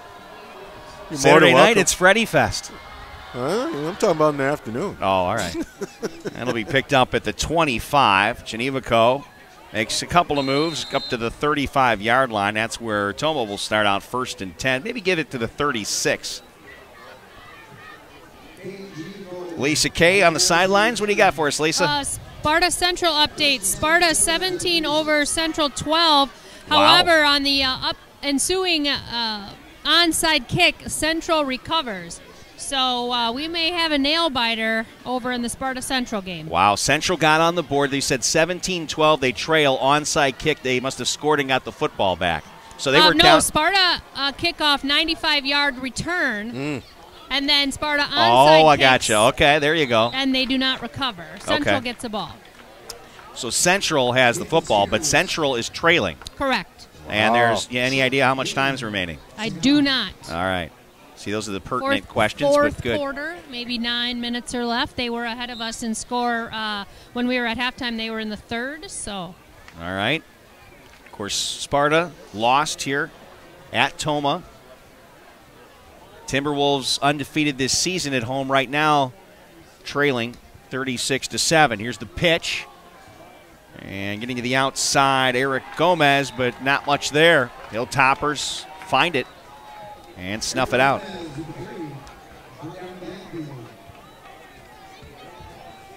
Just had Ray's mom actually send me a Facebook message saying home ownership. It's not all this cracked up. You know, for me, I don't mind it. You know, there's always something to do. There is always something. Something to pay for. Something to fix. Menards is my Toys R Us. Like a roof. We got to do a roof now, I guess. Well, we're eventually going to have to get to that. But again. Not right away, but. Always something. It's always something. 3rd down and 10. And another running play that's not going anywhere. And it looks like the Timberwolves have decided that they are not going to take any more chances. Well, it's now 4th down. Not willing to throw the football here. That's going to change the personnel out here. Yeah. I think they're going to punt this one away. And clock with 8:16 and counting here in the 4th quarter. See if Coach Yashinsky makes any personnel changes in this next offensive series. Going to watch the fake punt, of course. Boone Matheson went out early. Hadn't seen him since the first half. That's a low snap. Yeah, he's sitting down there nice right on the kick, bench. A line drive over Ray. And Ray will come back to get it and gets tripped up at the 16-yard line. Good special teams play. Yeah, they've got Boone. Boone's been sitting down on the bench down here for the whole second half. And then number 2. I don't even know if I have a number 2 on the roster. Is that 2? I can't read the number. Is it 9? Sorry, my bad. That was Eric Gomez with the tackle. I should be looking at my video screen here because my eyes right now they're beat. I think. Yeah, I got to look at the screen here. I think that's going to do better. I'll let Jeff Ross be my eyes. It's amazing. You look around this booth, and I think every guy in here has a pair of glasses. Yeah. Been doing old. Been doing this for a while. The eyes are definitely getting the workout. Hilltoppers football now. They'll start out 1st and 10 from their own 16. 7:47 remains. Haggerty trades to the left side there in that H-back position. It'll be a running play with Franzini scooting to the outside. His legs don't look tired. Franzini don't go out of bounds. will go out of bounds past the 20 to the 22-yard line. You want to keep the clock running. Well, Franzini's going to have himself a couple hundred yards here, plus. Yeah. He's had a great game. Picking up for Nathan Lubinsky. Yeah, follow up his 230-yard performance last week. You know, and good for him, too. I mean, as a senior, you can't ask for anything else. And there he goes again. And here's Franzini scooting for the first down. Did he just fall? Yeah, you can see a big chunk of turf that came up under his feet. Replace your divot. Look at that divot. Zoom in on that divot, Jeff. I want to see the size of that bad boy. Replace your divot. Holy moly, that thing was about the size of someone's head. Looks like some of the things I've done on Cooley. Don't tell our sponsor that. I'm not telling the greenskeeper. I replaced my divots. Come on. You know how those guys can get. I know. Drive around in the cars. Hey! It's a couple yards on that play as it's still Franzini. Boy, I tell you, they have been working him tonight. Yeah. Well, this is the first game. If maybe you've noticed that he is not experiencing cramps. So second game, he said it last game, and you were gone. Oh. Coach is like, this is the first time he hasn't experienced cramps. The first game I've seen, right? After the 2 sacks that he had, yeah, he goes, I just can't believe it. He didn't have any cramps. He's in shape. Maybe he likes the fall weather. Yeah. Mm-hmm. Finally in shape. 2nd and 8. Larson throwing, overthrown. Can't believe they even I think tried he was the looking pass. for Jack Weber that time. He took a shot after that, too. Of course, coming up in the BA Burrito Company postgame, we'll have Stan's BA play of the day, and Lisa will talk to the coach. I think you're going to have a happy coach to talk to this time. Oh, yeah. Yeah. I'm happy. I've been over here jumping around, working with the student section. Nice. Yeah. It's difficult to maybe talk about the other team on the home team sideline, but yeah, you just do what you can do. 3rd and 7, keeper for Larson, and he has plenty of room. Still on his feet, cuts to the outside sideline. Let's see if they can catch up with him. Larson continuing upfield. He'll get put down finally at the 10-yard line. Nice run. An explosive run. That was near 50 yards. Yeah. Larson has got good feet. We've said it. He has been working that into his game this season. It didn't have that much early in the season. Well, when you got Nathan Lubinsky back there, you didn't need that. But he's starting to get himself going after last week. Well, a couple touchdown runs last week, and he's got one again here. So he's got to be up near 100 yards rushing as well, and he will get buried in the backfield this time. And it was Eric Gomez came in there. Gomez has been trying to step up his game here late, and unfortunately for the Timberwolves, they got a big deficit here with 6 minutes left. And you can see Coach Yashinsky subbing in a few different players, but I think they're waiting for one more. I'm kind of surprised Franzini's still toting the rock here this late in the game, but who am I to question? We got a final Sparta 17, Central 12. Here's Franzini again, almost a face mask on the play as he gets down to the 6-yard line. Sparta beats Central. How about, is that a final? Did you just say that's a final? That is correct. Sparta beats Central. 17-12. At Sparta homecoming. That is correct. Wow. They finally closed the game out in the 4th quarter. Wow. Wow. Good for them. Sparta over Central. Sparta that to over me is a Central. shocker. I'm happy for I knew them. it was going to be a good game, but I didn't expect it to be a Sparta victory. You know, Sparta's not what Sparta used to be. No, I know that. And the final play of the game is a sack of Johnny Davis to ice it, is what the highlights say. I bet you it was Bryce Edwards who got the sack. Wendorf. Oh, was it Wendorf? That'd be the one or the other. No. All right. Nice. Now we'll just wait to hear back on the West Salem-Logan. Based on the early scores, I'm thinking West Salem will finish that out as well. Larson to the end zone. Touchdown, Hilltoppers. Who was that? And that's Landon Peterson with his second touchdown catch of the game. Wow. And there, my friends, is the dagger. Yeah. That's going to do it. Wow. It's like they had a statement to make. Like last week wasn't a fluke, and our defensive game is not what we thought it was last week. That was a nice throw to Landon Peterson in the corner of the end zone. And now Peterson with 2 touchdown catches in the game. He's got 7 on the season. And Kaylee Manglitz nails it between the uprights again. 43-7 is now the score. The Hilltoppers, it's all but the clock. Wow. Wow, wow, wow. How many yards was that one? Based on where the yard markers were, I think there was, a sack before that by Gomez. So I'm going to go with 17 yards on that one. Okay. Unofficially. Unofficially. So the offense now up above their regular season average. They were at 39 points per game. They're now at 43. Wow. You know, about when you actually think about it, just a few minutes ago it was 21-7. It changed quite a bit. It changed quick.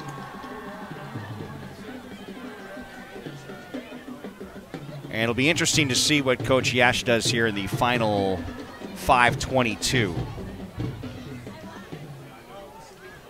This was a tight game at one point.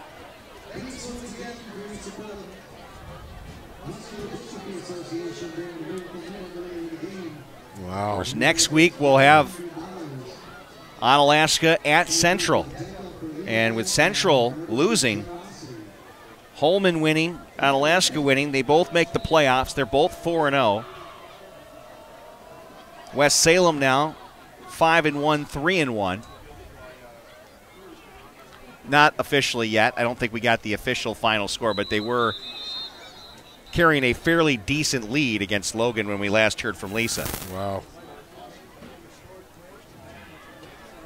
So the Timberwolves with 5:15 left. Let's see what the Hilltoppers have working on defense. Wow, the score has just jumped. I'm just sitting here a few seconds ago. It's 21-7, and now it's 43-7. That's just. I see an excited mom of Landon Peterson down beneath us there. Jody Peterson, pretty happy about 2 touchdown catches for Lando tonight. Yep. Lando Calrissian Peterson. Gave him a new nickname, did you? Yeah, Look at this run. And Tomah Timberwolves will pick up a first down. Eric Gomez with a nice run up the middle for a pickup of 12. And new plays coming from the sideline as Cade Genevico comes on. I don't really think Landon looks too much like Billy D. Williams, though. No. Sid the Kid is in right now. Sid the Kid. And we can't hear the chant from across the way, but Sid the Kid is in on defense. Here's a run to the outside, and they tripped up on that play. Beautiful work there by River Zumak. Yeah. River Zumak has done a nice job here getting the starting nod, the sophomore. He's now in the 20s in tackles. Where's number 72? I don't think he's going to get out there on defense. Come on. We'll see if they get him out there at center here at the end of this one, if they get the ball back. There we go. 2nd down and 11. Gomez tripped up. He'll go down just across midfield.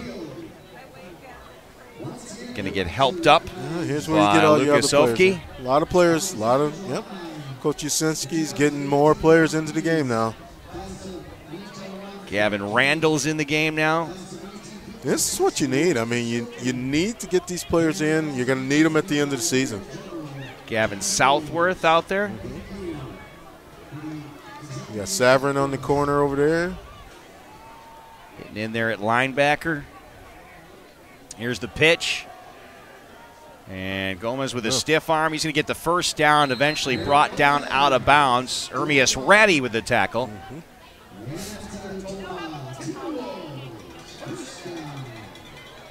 Clock ticks down to 43 and counting. Timberwolves move the ball into Onalaska territory at the 41-yard line. Oh, and there goes Gavin Randall. He's out to the sidelines. Get a breather. Careful on the sidelines. Almost tripped over the line change. Albert Romero in now on the left end. And space, left side. Ooh. Gomez, another first down for the Timberwolves. No arm tackles, guys. Put your head in there. Well, don't put your head in there. Grayson Thogmartin with the tackle for the Hilltoppers.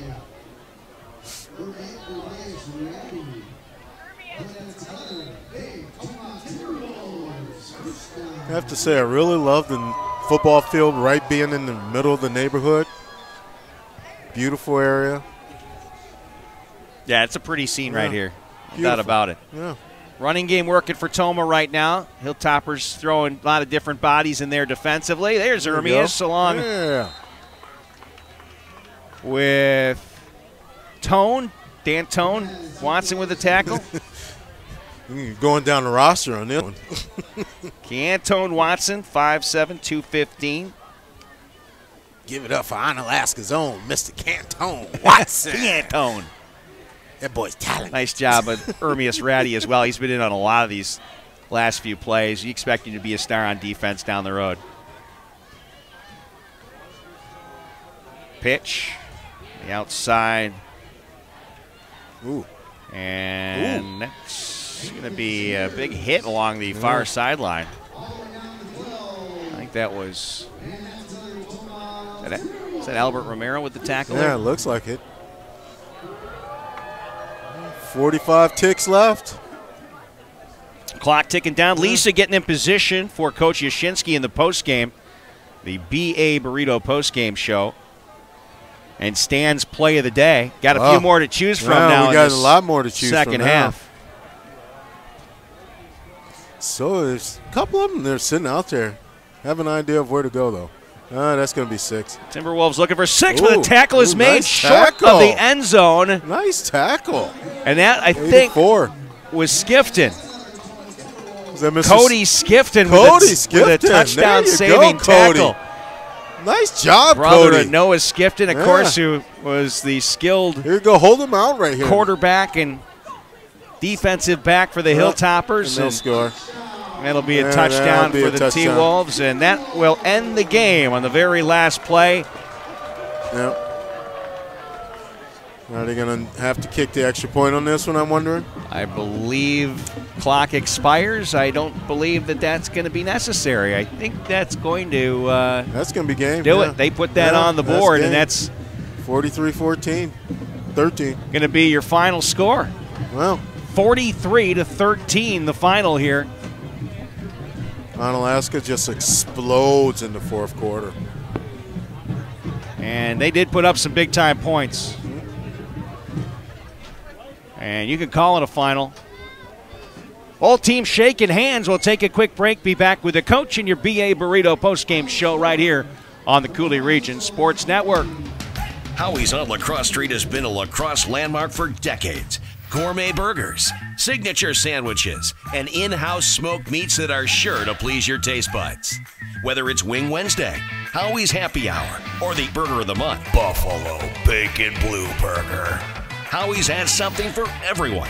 Check out the menu and specials online, howiesonlacrosse.com. Follow your favorite sports teams and UFC events at Lacrosse's ultimate sports viewing venue, Howie's Lacrosse. The 9th season of Coulee Region Shield Junior Hockey is here. Perfect pass, they shoot and score! The 2018-19 season is underway, and the first home game is Saturday, October 13th as the Chill hit the ice against the Milwaukee Power at 7 o'clock. Tickets are only $8 for adults, $5 for children, seniors, and military. Enjoy all the action from the Iceberg Fan Deck with all you can eat and drink for just $20. Fan Deck Saturday nights you can chow down on BA Burrito Company. Order tickets online now at crchill.com. Coulee Region Chill Junior Hockey is the fastest game in town. Shot the goal! Football fans know some things just go together. Quarterbacks and receivers, face paint and super fans, game days and tailgates. State Farm agent Kurt Paff knows another winning combination: home and auto. Kurt and his team are here to help life go right when you combine your home and auto insurance, which saves you time and money. So get your home and auto on the same team and score some savings. Call State Farm agent Kurt Paff at 783-1130 today. BA Burrito is more than just delicious food made to order. Did you know you could have your next event catered by BA? You bet. Business lunches, team events, any type of gathering, BA Burrito will deliver your spread right to your event. You don't have to do a thing. Great for school functions, parties, even fundraisers. Visit BA online at baburritoco.com for more info. BA Burrito would like to thank all their loyal customers. BA Burrito, Village Shopping Center, and on Copeland Avenue, La Crosse. Now, here with the CRSN BA Burrito postgame show and Stan's BA Play of the Day, Rick, Stan, and Lisa. Hey, it's all three of us. Lisa's on the field waiting for the coach. We'll have Coach Yashinsky with her momentarily. The Onalaska Hilltoppers victorious over the Tomah Timberwolves tonight, 43-13. Big night for Alex Franzini. We will get you your Stan's BA Play of the Day. But before we do that, we got the coach down running the field with Lisa Kate. Take it away, Lisa. Thanks, Rick. Coach, congratulations on a win. 2 in a row. After last week, tell me what your thoughts are on the defense and how they came back. We just got caught in a bad scheme last week. We did something that was out of character for us and thought it was going to work. Obviously, it didn't. Got back to playing something we were much more used to this week, and the results showed. Kids played really hard. Uderman stepped in first start of the year, did a really good job. River Zumock played really well. We got some young guys that are playing really well. Playing at Peterson on offense, 2 touchdowns tonight. So sophomores are stepping up. Yeah, it's quite impressive. Now, short of that one series where they came out at the half and then scored that 7, and then this late one here was substitutions, virtually a shutout. And you've got to be impressed with that. Yeah, if we don't give them the ball right after half the 20-yard line, then, we probably shut them out. But kids rallied and offense played well. We're happy about that. Alex Franzini had to be close to 200. Yeah. He had a really good night, so we're proud of him. And we talk many times about playing 4 quarters. This is one of the best games where I've seen, and you probably agree, of putting together a solid 4-quarter game. Yeah, kids played hard the whole game, which is what you always ask for. And you got a chance to put the young guys in at the end, so that's always a fun one. Anyone that you think stood out for you maybe in the wake of Nate, other than Franz, really having a stellar game? Anyone that really speaks to you as to their performance tonight? Austin Larson did a great job running the ball. He probably had 60 or 70. So it always helps when you can be multiple and explosive and make them cover a lot of different guys.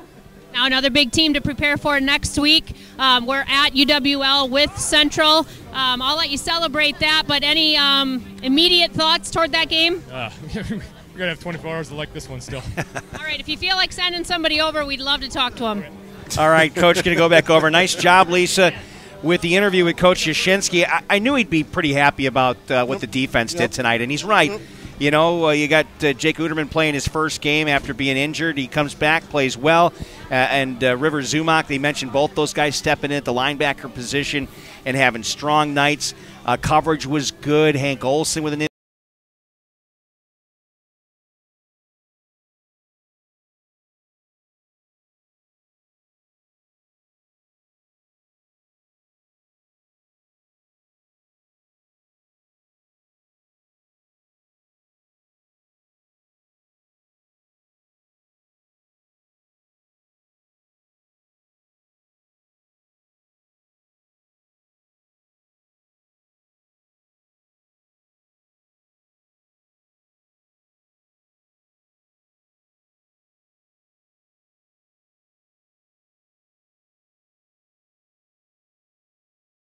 interception, but Franzini was, if you're going to name a player of the game, I think overall his running game tonight. He was just 3 touchdowns and close to 200 yards. He had a heck of a day.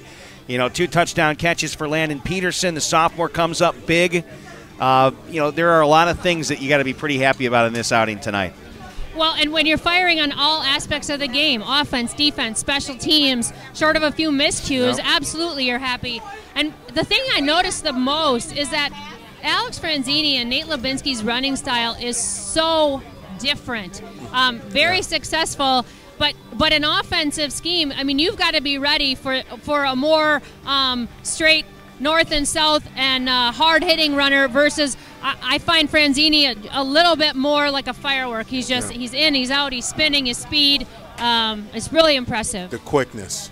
Let's see. You think Coach is going to send anyone over? Stan, you want to? I guess you want to name it, or do you want to see it? Let's see here. The guys are breaking up.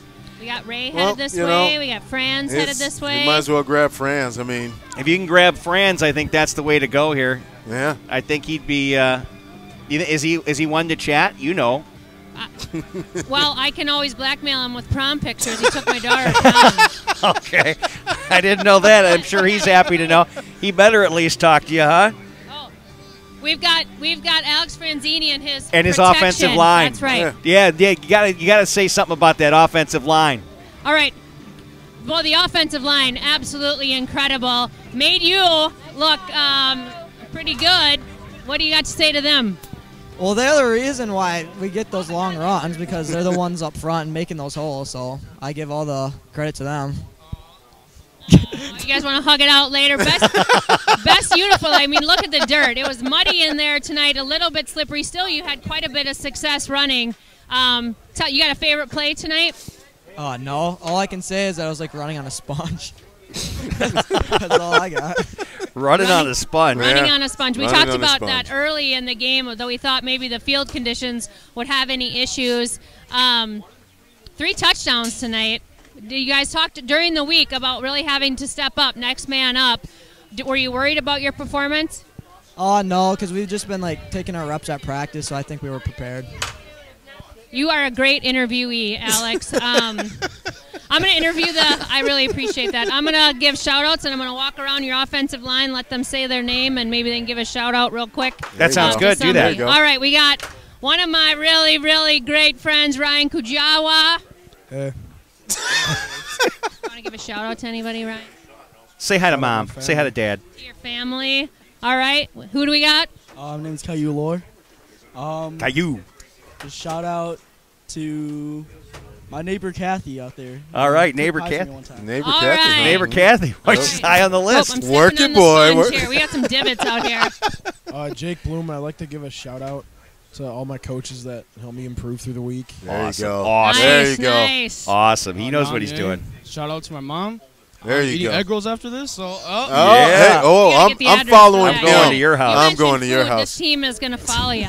Yeah, it's Colton Hogum, and I'm going to give a shout out to my mom. There you go. She's watching the game from Galena. All right, Lori. All right. That's awesome. I have to give you guys props. It's awesome to watch you guys week after week battle and create success for your team. So congratulations. I look forward to seeing you guys play Central next week, who lost to Sparta today. The guys look like they're stunned by that. Yeah. All right, go celebrate. Make good choices, boys. You just gave them a shocker right there. Nice job, Lisa. Yeah. All right, now it's time for Stan's BA play of the day. Stan, who are you going to pick? We started off early with, low scoring. We had Franzini with a 31-yard run. Then he scores a touchdown. We had Larson with the touchdown run. The second half just went bonkers. So out of all those plays, we had Franzini with his second run. We had the Heileman to Haggerty for the 2-point conversion that got us all up in the air on that one. Yep. The 26-yard pass from Heileman to Peterson for his first touchdown, and then Larson to Peterson for another 17-yard touchdown. The BA Burrito play of the game, however, goes to Alex Franzini on that 44-yard touchdown run, the hurdle, and then the explosion to the end zone. The hurdle and the high step and the whole works. It was a nice run. It was one of many in the game tonight for Alex Franzini. Your BA play of the day. Now, Lisa is not done yet because I see you have another special guest. I have Sid the Kid. Sid the Kid. Sid the Kid. Sid the Kid. Tell me what it means to be a part of it. Do I look short? Yes, you look small. Tell me what it means to be on the sideline and cheering your team. You've got to be one of the most vocal teammates, pumping up your team. But to get in there, what does that mean to you? It means a lot, especially growing up with playing football in middle school and even freshman year and JV last year with a lot of these guys who are now starters. It means a lot to me because it shows that these people also support me when I'm over there losing my voice, screaming on the sidelines. I can hear it. Yep. And then they're doing the same thing when I'm out there. It means it's pretty big to me. You got any predictions for next week versus Central? I don't know. Especially, they lost, I think. So, I don't know. I think we can beat Sparta. I think we're going to beat Sparta. You beat Sparta already. Okay, we'll beat Sparta. So, we're past that. Central. Yeah, we did. We got that one out of the way. But, I don't want to say anything and then have it bite me, so we'll see. There you go. Good call, It's going to be a good game. There you go. All right, you continue to work hard in practice. You want to give a shout-out to anybody listening? My parents will see this later, so, Donna and Michael Wateski, and if my sister Adelaide sees this, There you go. I got to be on, Cooley Region Sports Network. That's right, Sid the Kid. Sid the Kid. Sid, thanks so much. You have a great weekend. You realize it's Franzini's back-to-back. I know, it is back-to-back. Oh, my goodness. Alex Franzini with the BA Play of the Day. Wow. Any final words, Stan? Hey, have a good weekend. Yeah, all right, there you go. Stan's going to Freddy Fest tomorrow. Freddy Fest tomorrow night. Omni Center starts at 6 o'clock. Tickets $30. Final going to be great entertainment. Oh, you interrupted a Freddy Fest pitch right there. I didn't know my mic was on. Go ahead. I'm going to Freddy Fest tomorrow. It's going to be awesome. 6 o'clock tomorrow. One of the largest fundraiser. I'm so super excited. I'm super tired. I had a grandson. I'm on 4 hours of sleep. Congratulations. Give the name. What's the name? Can you say it or not? Congratulations, Grandma. Wyatt Ross. Wyatt Ross. Wyatt. Yes. Nice. I like it. Congratulations. On air, Lisa. Yes. Nice job, Grandma. Good work tonight. My thanks to all of you who have been watching tonight on the Cooley Region Sports Network. We're back again next week. My thanks to Jeff Ross, who's been on the roof, probably very, very chilly up there. He's looking forward to getting down from his perch up there. For Stan, Lisa, I'm Rick. Have yourself a great night. Good night now. Good night. RSN's coverage of Onalaska High School athletics. Special thanks to those businesses that support our coverage throughout the season. Cooley Golf Bowl, the #1 recreation facility in Onalaska. Waste Management, there's more to their business than meets the eye. Cooley Bank, bank with confidence. Kurt Paff, State Farm Insurance in Onalaska. There when things go wrong, here to help life go right. Interstate Wealth LLC, your road to success starts right here. Hilltopper Refuse and Recycling Service, at your disposal since 1984. Howie's, Lacrosse's ultimate sports viewing venue. Coverage tonight has also been delivered courtesy of Every Plumbing and Heating. Give them a call when you need it done right. BA Burrito Company. Boldly mixed, mad flavors delivered right to your door. Cooley Region Chill Junior Hockey. The fastest game in town. David Ray's Modern Diner and Tavern. Onalaska's newest hotspot. And by Radio 1 Broadcast School. We'll get you from here to air. The Onalaska Hilltopper Athletics Booster Club. Become a member at OnaBoosters.com. And by Onalaska Park and Rec. Sign up for fall programs now.